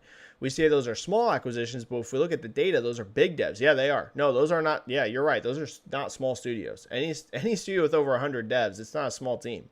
Not everything has to be 500 to 1,000 devs. Most of the successful studios in the industry are 150 to 200 devs. Yeah, no, you're right on. I thought that as soon as I saw Firewalk. I mean, 150 devs is a AAA studio. That is a AAA. Like, you're not making a game cheap with 150 people, especially if it's like 3 or 4 years. Now, it might not be something crazy, like you said, like some of the Ubisoft teams and stuff we see that are like 500, 600, 700, 800, 900, 1,000 people. We're not talking ridiculous budget, but 150 people making a game for 4 years, that's going to have a AAA budget. So it's definitely a AAA level studio, like without a doubt. Especially because it sounds like Firewalk, they're all on whatever this game is, right? It's not something like some studios where we have like 50 people working on this and 50 people working on this. There's like 150 people all on this IP Firewalk's making. It's going to have a AAA budget. So, yeah, no, these aren't really small acquisitions. The reason why they fly under the radar a bit is, like I mentioned, it's because some of them haven't released games yet. Like Firewalk hasn't released a game. Haven hasn't released a game. Deviation, I know they haven't bought the Deviation, but they're publishing it. They haven't released the game. These are brand new studios, so they're not going to have the name cachet of someone like Tango, where we all know what Tango is. So, do I think it's smart? I think it's smart if the game looks good. Like, the reason they bought Haven and the reason they bought Firewalk, to me, it's obvious. Sony thinks they're making great games. So if you think the game that they're making looks really good and you're going to be able to get them for a cheap price because they've never released a game before, smart move. If the game ain't looking good, let's say Haven or Firewalk were having development hell on these games, I would think it's a very bad idea. So I'm assuming Sony has good management and these games look great, and that's why they're buying them. So I think it's pretty smart. Yeah, I think they're probably getting a good deal on these studios. All right, right now the results of the poll.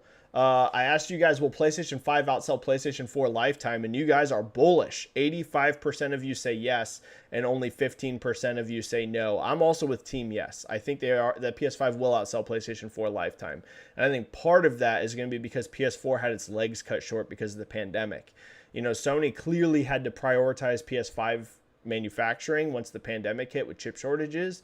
They basically had a choice because it was hard to make anything. It was like, make PS5, make PS4s. Well, we have a new console out there, so we're going to focus on PS5 because PS4 died way faster than I expected. I thought Sony was going to continue to make decent PS4 shipments for a few years after PS5 launched, since the install base, everything was so high and they were doing cross-gen games, but that didn't really happen. PS4 got killed quick, and I think that's really because of the pandemic. I suspect, unless we have another pandemic, that PS5 is going to be supported for longer after PS6 comes out than what was the case with PS4. And I also think there's going to be a very long life cycle. So I'm with you guys. I do think PS5 will outsell PS4, and most of you guys feel the same way. So I think so as well, guys.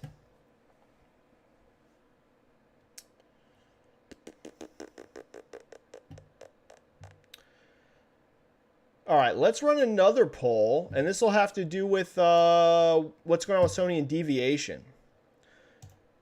I'm going to say,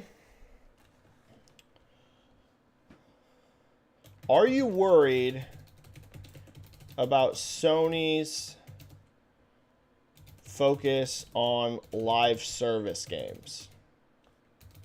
Because I'm curious to hear what you guys think about this. Because they have a lot coming, guys. They have a lot. They have a lot.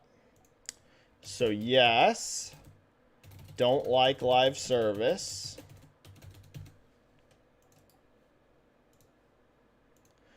We'll say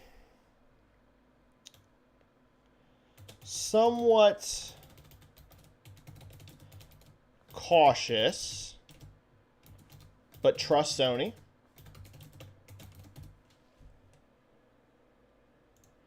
And then we'll say no,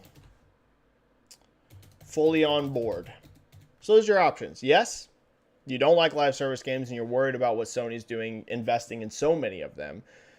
Your second option is you're somewhat cautious. So in other words, you're like, I don't know. We'll see how it works out. But you do trust Sony in the end. Or we're just going to say, no, you're fully on board. Go for it, Sony. Get those games as a service games. Because we've never seen Sony go this aggressive on live service before. Because a lot of these acquisitions, if you notice, are live service. Haven live service. Firewalk, live service. The Deviation games live service. I'm just curious what you guys think. Dead Planet with a 5 super chat. How much does PS5 passing PS4 rely on Xbox continuing to fumble the gen? I feel like an eventual enticing Xbox game lineup could hinder it. I am of the opinion that PlayStation has so much freaking momentum right now that as long as they continue to get the big first-party games out and they continue to run their business well, you know, people like to make fun of Jim Ryan online. All I'm going to tell you guys, Jim Ryan's a brilliant businessman. He's a brilliant businessman. There's a reason why Jim Ryan has gotten to where he is. All you got to do is look at the state of the PlayStation 5 business. It's on fire. Now, I know that that doesn't mean that it's made all PlayStation fans happy. In fact, from a consumer perspective, I enjoyed Sean Layden's tenure as that I know they weren't the exact same position, but he was seen as the figurehead of PlayStation. I enjoyed Sean Layden's era more so far than I've enjoyed Jim Ryan's, because I felt like Sean was so much more engaged with the PlayStation community. He was such a friendly face, felt like he was on the same side as the PlayStation fans, whereas Jim Ryan to me does feel like a straight up businessman. However, all you gotta do is look at the results, man. Jim Ryan's a brilliant businessman, absolutely brilliant. So he's easy to make fun of. He's not exactly the most personable guy in the world, but he knows how to run a business. And I'm going to be honest, I have pretty much some faith that Jim Ryan's going to be able to keep this train going. So I think Xbox can still recover. I know everything looks like doom and gloom right now for Team Xbox. I still think Xbox Series can outsell Xbox One lifetime. I'm very skeptical it can ever catch Xbox 360, but I think they can outsell Xbox One for sure. And I think we will see Xbox sales increase as the software starts hitting, because regardless, at some point they have a ton of games coming. I know we just keep saying that every year, but at some point the math comes out to where these studios, even taking 6 years, eventually release games. At some point it's going to happen. So I am of the opinion that Xbox can still outsell Xbox One and PS5 still outsell PS4 at the same time, because my thought process is PS5 is just going to be the de facto console for a lot of people this generation. That's just the reality of it. But if the big first-party Xbox games deliver, I think you could see a lot more PlayStation fans that skipped Xbox One last gen get a companion Xbox console this gen, because I'm going to be frank, last gen, there wasn't much reason to own an Xbox One if you only cared about exclusives. No offense. There were some Xbox One games I loved. I loved Gears 5. They had several that I loved, but they were few and far between. If you just bought a PlayStation last gen, I'm going to be real, you could pretty much skip Xbox One and be completely fine.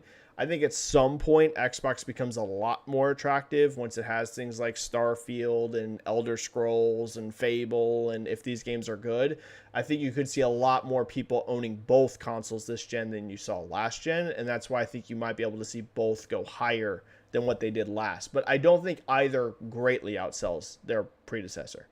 I don't think you see PlayStation 5 all of a sudden do 150 million, for example. And I don't think you see Xbox Series all of a sudden do 100 million. That would shock me. But I think you could see both, outsell their predecessors by a little bit. Highlander with a super chat with a 2. Thoughts on Sega getting Rovio Studios? I'll be honest, it's mobile, so I don't really care. And that's a nuclear hot take. And anyone that's like hardcore like analyst in this industry would be like, Benji, how could you ignore mobile? And I would say, I don't get paid to cover it, and I don't care about mobile, so I could care less. I ain't no paid analyst. I'm just the guy who likes talking about sales, and I don't care about mobile, so I don't cover mobile in any way, shape, or form, because I could care less about it. So that is my thoughts on it, Highlander. Will it be good for Sega's business? Probably. I will say the mobile market's been heavily struggling for the last couple of years, right? People were so scared that mobile was going to kill console gaming. That couldn't be farther from the truth. Not even close. So, but overall, probably a good thing. It's always good to diversify your business. There's a reason why Microsoft wants King so bad, by the way, because all the money that King makes in Activision Blizzard King. So it's good to have. But if you're asking if I personally care about it, there's nothing I could care less about. I don't play mobile games, and I find that industry very boring. The only way I would ever cover mobile is if I got paid to do it. Otherwise, I don't care. No offense to people that love mobile gaming. I'm not saying mobile games are bad. I'm just saying I don't care about it. Uh-oh. There's been enough chat that I can't scroll further up. Oh, wait. I think if I click live chat, I can see everything. Oh, no, I can't. Uh-oh. My apologies. Oh, no. Well, guys, YouTube lost a ton of the questions. I literally can't scroll further up than I can now.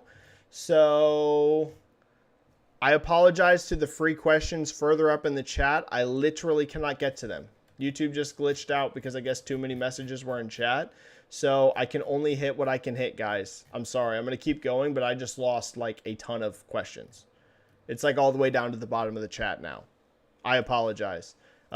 start spamming questions in there right now if you can. I'm only going to go for about another 10 or 15 minutes, but I just lost tons of questions. That's YouTube's fault, not mine. I apologize.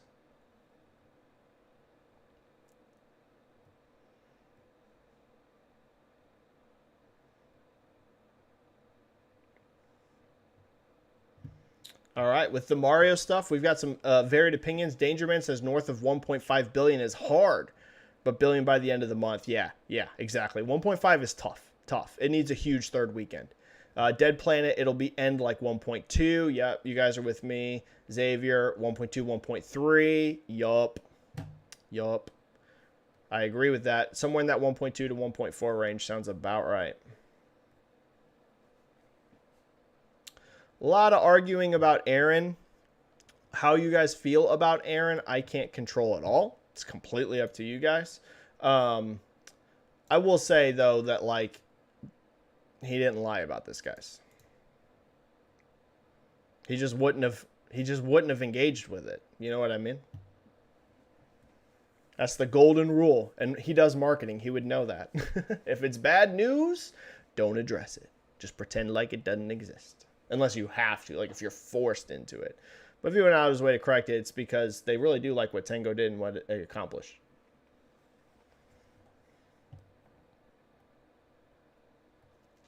Shelly92, did you see that Amazon leaked a PSVR 2 listing? This tells us that Sony have a deadline on their soft launch, so presumably a global rollout, which they'd only do alongside a showcase, I'd bet. Well, they better, because having that thing exclusive to the PlayStation Store is one of the dumbest ideas I've ever seen.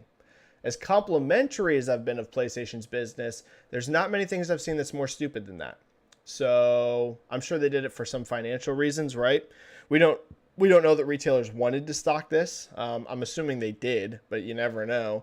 Or maybe it had to do with Sony wanted the highest profit margins possible on these things at launch because, you know, if it's their own storefront, you know, they're probably going to get more profit off of it than they would, you know, selling it at a big box retailer.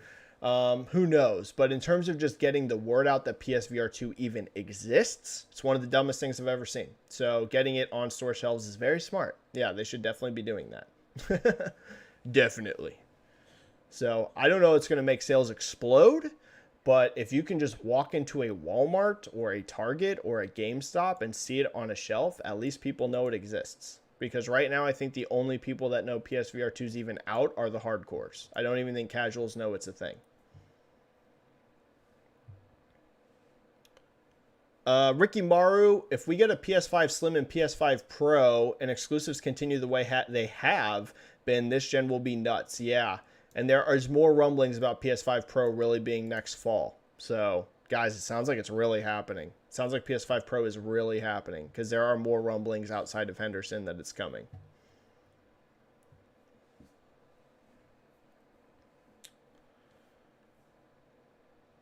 Jacob, Benji, is it possible that Xbox this gen outsells 360? I don't believe so, no. I think it's over. I'd love to be wrong. I would love to see it be the first Xbox to ever get 100 million. I think that 2022 hurt them badly. Badly. So, no, I don't believe it's possible. I'd love to be wrong, though. I'm always rooting for things to succeed. So I hope this thing sells 100 million consoles. But if you're asking me right now, no, I think they lost too much momentum. But I do still think they can outsell Xbox One.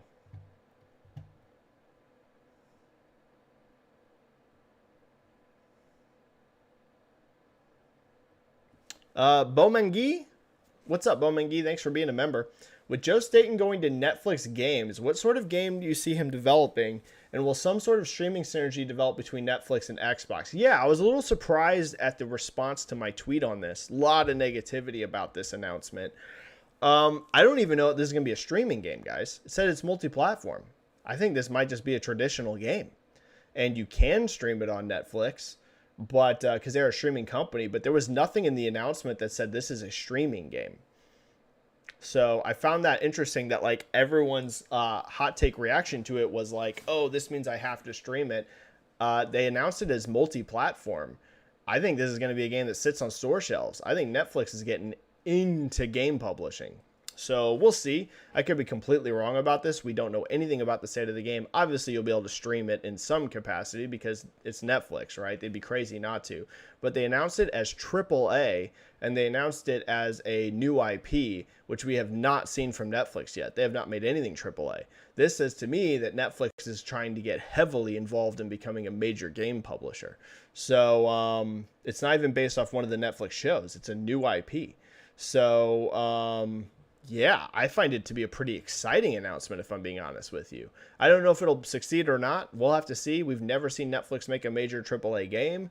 Joe Staten is a very talented guy, but this is going to be a brand new studio and a brand new thing. So it's definitely going to be risky no matter what. But to me, this is great news. Great news. I want to see the industry always expand. And if you can get someone like Netflix with a lot of money, throwing money around, that's nothing but good for our industry, in my opinion. Now, what sort of game will it be? I have no idea. Joe talked about narrative.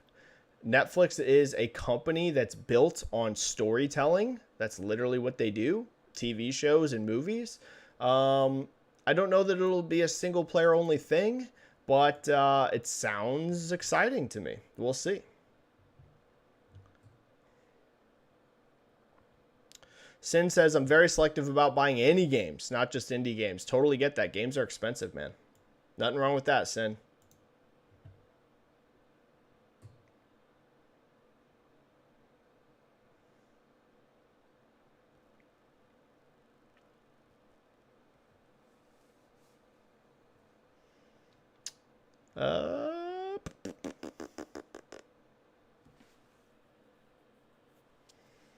Shelly92, subservices are good for exposure, and if you're expecting 10,000 and you get blown up to a couple mil, obviously it's better because the studio is smaller. Best case, blow up on sub and sell next, a la carte. Yeah, like I said, I think for most indies, if you can get a good Game Pass deal, I think it's good for you, if I'm being honest.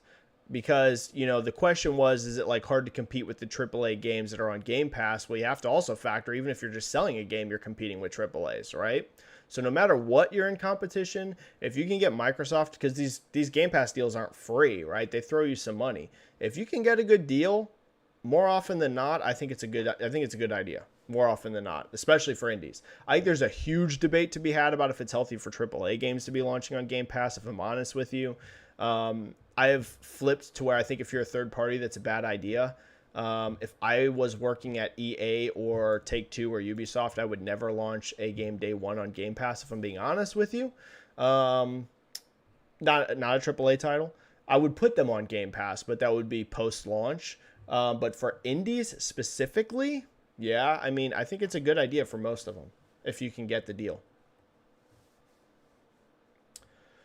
Samrat Sahai, will Nintendo incorporate trophies/achievements ever? The lack of it prevented me buying the Switch. I hope. I'm telling you right now, Samrat, I would play my Switch more if it had achievements or trophies. And I know that sounds hilarious to people that don't care about them. To me, it's not a deal breaker. I still have a Switch. Some of my favorite games every year are Nintendo games. I cannot wait for Tears of the Kingdom. But if it had trophies or achievements, I would absolutely play my Switch more. Trophies and achievements aren't one of those things that's like a deal breaker for me, but it does make it more enjoyable for me. And the thing is that they are completely optional. So like in terms of like paying attention to. So if you're one of those people that doesn't care about achievements or trophies, you can continue to not care about them if they're on Nintendo. I think it's a huge missed opportunity Nintendo doesn't have them. I will predict for you, Samrat, they'll never have them. I think it's crazy. I think it's a huge mistake, but I don't think Nintendo cares. But I would play it more if it had them for sure. But again, for me, it's not a deal breaker. I'll still buy a Switch 2. I still love Nintendo games, but I would have more fun, I think, if they had achievements.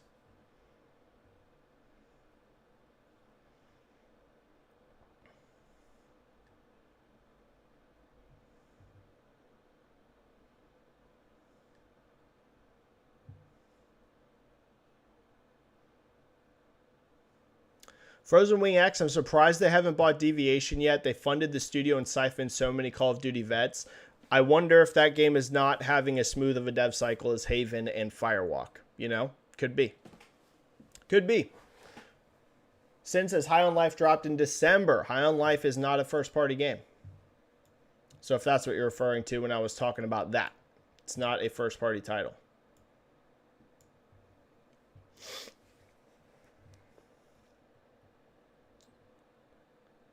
But I don't know what the conversation is. I just see that that is in there. If it's about like first-party, that's not a first-party game.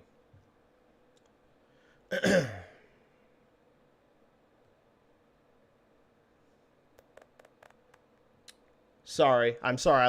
I'm down into where a lot of the conversation is. So I'm having to find the questions, and I lost so many questions because stupid YouTube. So sorry that I'm moving a little bit slower right now. I'm going to go for about 5 more minutes or so. But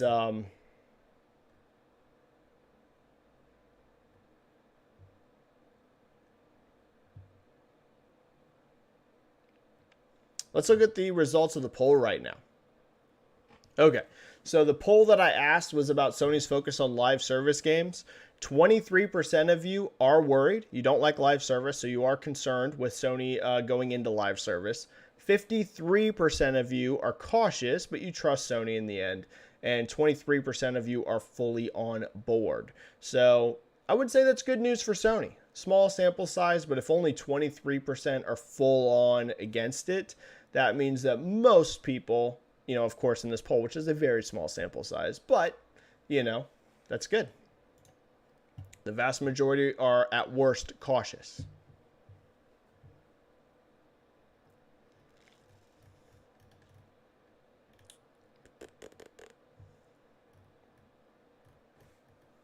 Man, that's very annoying that YouTube did that. I apologize.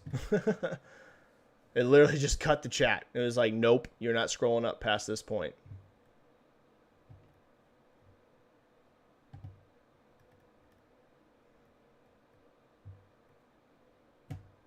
Gusta, isn't PS5 creating new markets like in China? They are finding success in emerging markets. I have heard good things out of the Middle East from some first-party developers.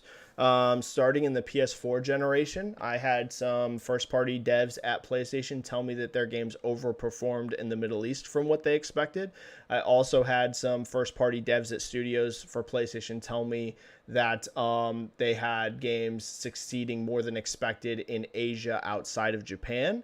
So creating a new market, I don't know if I would use the word creating, but I would say, are they finding success in emerging markets? I would say yes, because I have had literally first-party developers at PlayStation Studios tell me that the Middle East and Asia outside of Japan has been a successful spot for their games. So yeah. Joe Castro, I don't think we're going to see a PS6 until the end of this decade. Makes no sense. At this point, there's no competition, and we haven't fully utilized the PS5, as is not to mention the PS5 Pro. Yeah, this will be a very long cycle, so just strap in. Very long gen.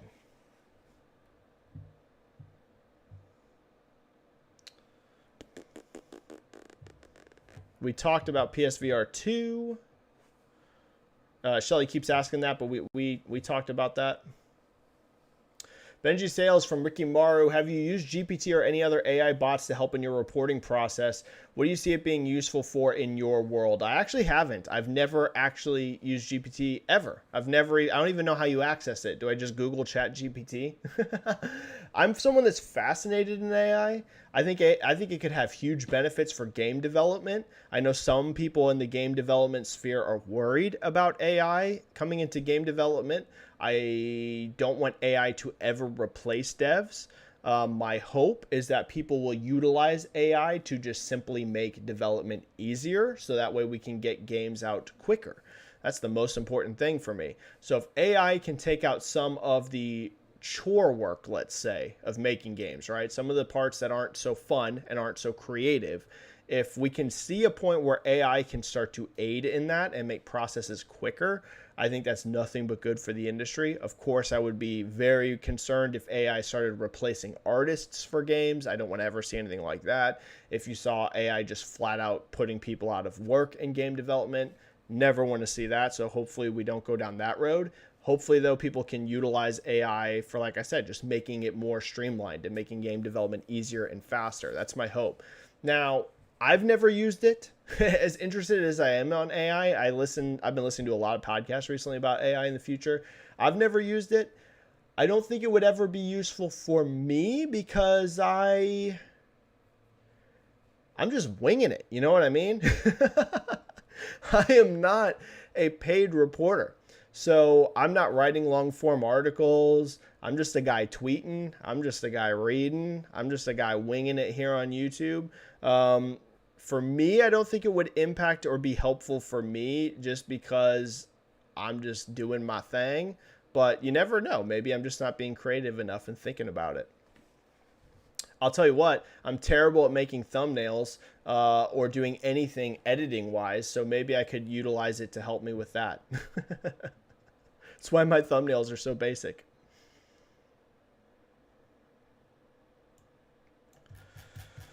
We have Benji coming in with the super chat right here towards the end. Benji, do you think the PS5 will have its peak years this fiscal year and next? Switch 2 and Microsoft big games should make things more competitive then. Ooh, good question. Yeah. I think the next 2 years are PS5 peak. Yes.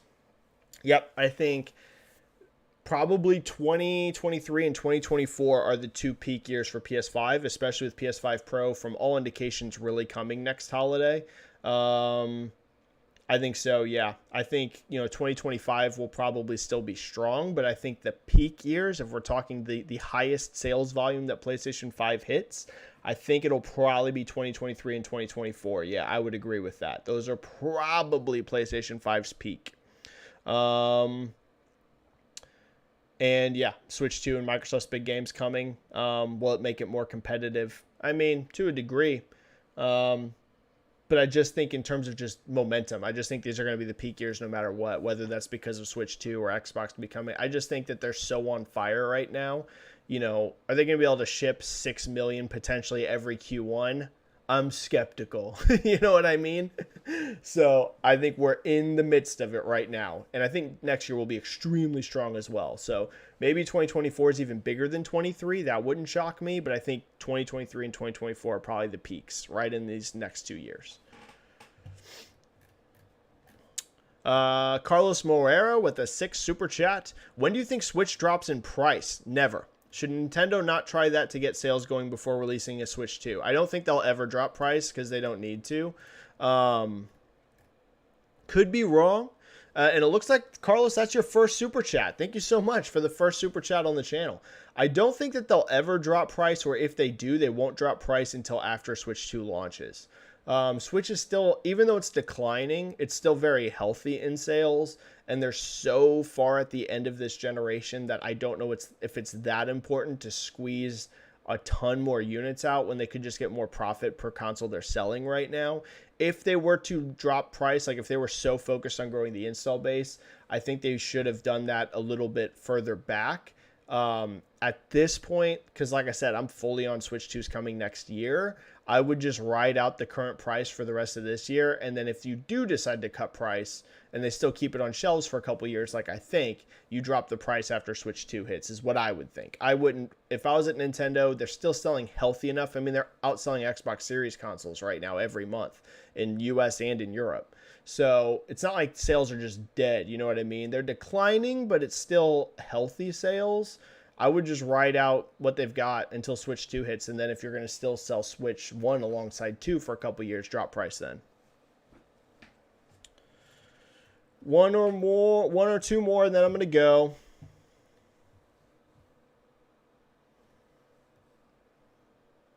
Sounds PB7, how are you liking Burning Shore, Benji? Any metric for how well it's doing or trending? I can say that on the PlayStation 5 pre-orders charts on PlayStation Store, it was number 1. So it was the number 1 pre-order right before it came out. I saw it hit number 1, which is pretty nice to see on that. Other than that, I'm not sure. DLC is always a hard thing to get a gauge for because there's no physical presence whatsoever, and there's no like PC charts for something like this. You can't see how many people like are booting up Horizon Forbidden. So honestly, Sounds PB7, something like a DLC impact, very hard for me to see. I have no idea. There's like no real metric I can look at that says how it's performing really. I suspect it's doing well, but there's nothing I can really look at besides the one thing I did see is it hit #1 on the store for pre-orders right before launch. How am I enjoying it? I haven't even started yet. I'm finishing Atomic Heart, and then I'm going straight into it. I'm pretty much at the end of Atomic Heart, so I'm going to finish that probably in the next day or two. Then I'm going to dive into Burning Shores. Then I'm going to dive into Jedi Survivor. It's all coming, man. It's boom, boom, boom, boom, boom, boom. So, yeah, we're in that stretch right now, but I haven't started it yet. I'll start it soon.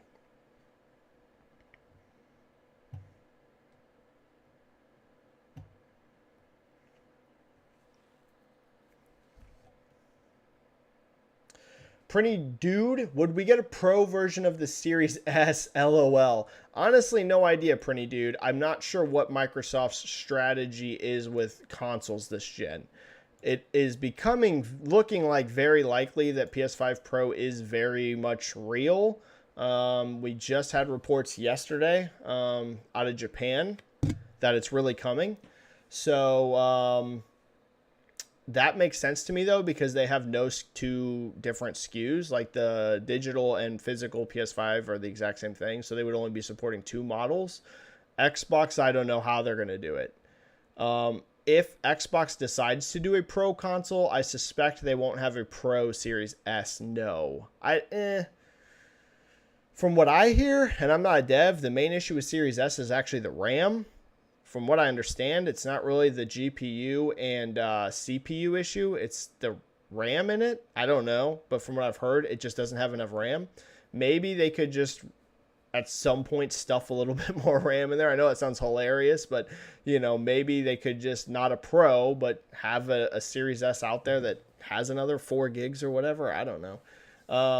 But I suspect if they do a Pro, it'll just basically be a more powerful Series X. I don't think they'll just be like Series S2 and X2. You know what I mean?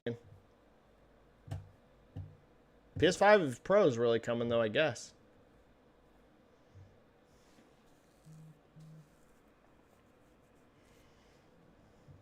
Vanilla Marky, I like Hi-Fi Rush, so I hope for its success in any sort of way. One of my favorite new IPs this year, I'd buy a physical. Yeah, it's a shame Microsoft is really not printing physicals for a lot of their first-party content, huh? Some they are, but some they're not. Like even Halo Infinite, it's not the actual really game on the disc. It's just like a digital, download essentially. And Hi-Fi Rush doesn't even have a physical release. So it is a bummer.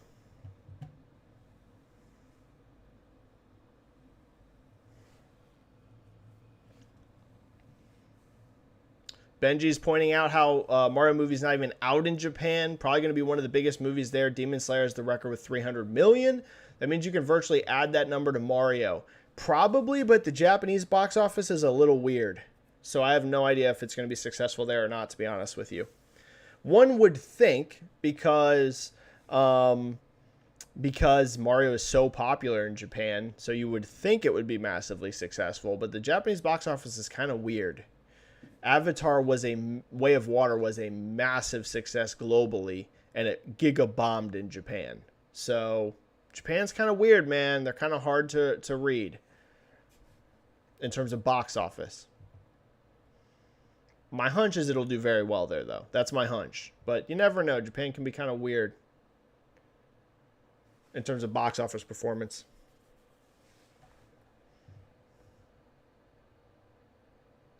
Heck no. I apologize, Ricky Maru, that you're so upbeat on Final Fantasy 16, but this is going to be an absolute blowout. Ricky Maru says, Final Fantasy 16 is ahead of Tears of the Kingdom on Google Trends in the US and worldwide. With the recent PS5 sales, could we see Final Fantasy 16 reach the heights of Switch game sales? Well, Ricky Maru, this is one of the rare examples where I say social media metrics are very useful, but don't always trust them 100%, because Tears of the Kingdom will probably sell more in its first month than Final Fantasy 16 will sell in its entire lifetime. That's my prediction. So, no, I don't think they'll be even close. I think Tears of the Kingdom will utterly annihilate Final Fantasy 16. And I think Final Fantasy 16 might do well, yeah, but I mean, I literally think Tears of the Kingdom probably month 1 sells more lifetime. I mean, this thing is going to be huge, huge. But 16 could still do well. And I love social metrics. Just sometimes they can be a little misleading. And this would be one of those cases. Bomangui, been hearing good things about X Defiant from Ubisoft, especially with the way they're addressing issues that players have with Call of Duty. Could this be the hit that Ubisoft needs? I believe... Listen, guys, this is why I have to commit to reading my DMs at some point. I think I got an alert that I had an invite to the X Defiant beta from a Ubisoft dev, maybe? And I forgot to go back and read it. Because I should have played that so I could have given my opinion on it. Because I've heard good things too. Guys, I gotta read my DMs, dude. I don't read my DMs, which is stupid. It's stupid. You guys can tell me, Benji, you're stupid, and I'm like, yes, you're right. I am stupid. I'm a very dumb boy. Why don't I read my DMs? I'm such a weirdo. Okay, I really do have to go. I just keep pushing this chat, and we've been going for 2 hours. I'm leaving. Bye. I'm doing one more question, and then I'm leaving. All right. Joseki thinks 2 cents are that PS5 is peaking this year, flat next year, and then slight decline. Not impossible. It's either going to be 2023 or 2024. I'm with you, Joseki. It's one of these 2 years. It's either this year or next year. So I think you're pretty much right. I'd be shocked if it's like, 2025 or later. It is going to be either 2023 or 2024. I feel pretty darn confident in agreeing with you on that, Joseki. Could even just be that they're pretty much the same, like you said. Could be flat. It's right around here. It's right. We're right in the thick of it. All right, guys. I have to go. Pat Fam, would you take on Pio in a Creator Clash 3? I love combat sports, so maybe. Pio's big. He's a big dude, though. But, maybe I could out-technique him. I don't know how much Pio knows about fighting. I know a lot about fighting. But I'll tell you what, he's a big boy. If Pio hits me with one of those haymakers, man, it'd be tough. I feel really bad because I know some of the people that were in the Creator Clash, and I super respect them so much for doing that because, dude, getting in a ring in front of millions of people, because it probably was, right, in terms of total viewership, right? And they're a full arena and they're getting in there and throwing hands. I mean, dude, that takes some real courage, even if you're not going against a pro. So I really respect them for that. I will say, as someone that watches combat sports nonstop, all I do is, if I'm not playing games, I'm like watching, pro boxing or pro MMA. Some of the technique was shocking to behold. But you can't hold that against them because this is not what they do for a living. So I very much respect everyone that did Creator Clash. Shout out to you guys. You guys are super brave. I don't know that I would do any better in there. But I can't sit down and watch Creator Clash if I'm being honest. I saw the highlights and I couldn't do it. I couldn't sit through a Creator Clash card, even if it's people that I know. And again, that's not disrespect to them because I think it's amazing that they went out there and did that. But it's one of those things if you're like super inundated, like you understand combat sports, it's kind of hard to watch because the technique is just so not there, which it shouldn't be. They're not pros. They're doing this for fun, and I super respect that. So if I ever did Creator Clash, which I'm not near big enough to ever get invited to do, but if I ever got invited to do Creator Clash, I am so intense about combat sports that like I couldn't like accept it and then like, in 3 months go out there and have fun, which they did, which is awesome. I would be like, let me train for 2 years. Like, let me get good. Give me 2 years to really get technique down. And then, yeah, sure. Then let's do it. I would have to do something like that. Okay. Last one on Casual Noob Gamer with 199. This is it because it's a super chat. Tag you on Twitter for an IGN interview on Xbox from Casual Noob. IGN wants to interview me? Or you tagged IGN to tell them to interview me? I would totally do an interview with IGN. I would love that. That would be awesome. But I don't think they would invite me. But that would be sick. I would love to do it. Yeah, sure. IGN, hey, if in the slim chance some people from IGN follow me, if they ever want to comment, reach out to me. I'd love to say something to IGN. So I'm not sure what you mean. I doubt IGN's reaching out to me, but Casual Noob, I respect it if you're getting their attention and saying, hey, have Benji give a comment, because I would be more than happy to. All right, guys, I got to call it there. Thanks so much. Thanks for the great turnout. We were over 100 in chat for most of the chat. Thanks for all of the super chats. No new members today, but that's okay, guys. Don't sweat it. We'll just try and hopefully continue to build membership as we go. Subscribe to the channel if you have not already. We do one of these chats every single week. Rare occurrences, we'll do 2 chats in a week. Like the video if you haven't. It helps the YouTube algorithm, helps people find the channel. Thanks guys for the big increase in viewership lately. Really like the last 2 months have been the highest viewership this channel's ever had. So I really appreciate you guys helping to grow the chats. And yeah, stay safe, play some games. I'll see you guys either next time here on YouTube, or I will see you very, very soon on Twitter. Stay safe, play some games, and I'll catch you guys later. Bye. Have a good one. Bye, bye, bye, bye, bye, bye, bye.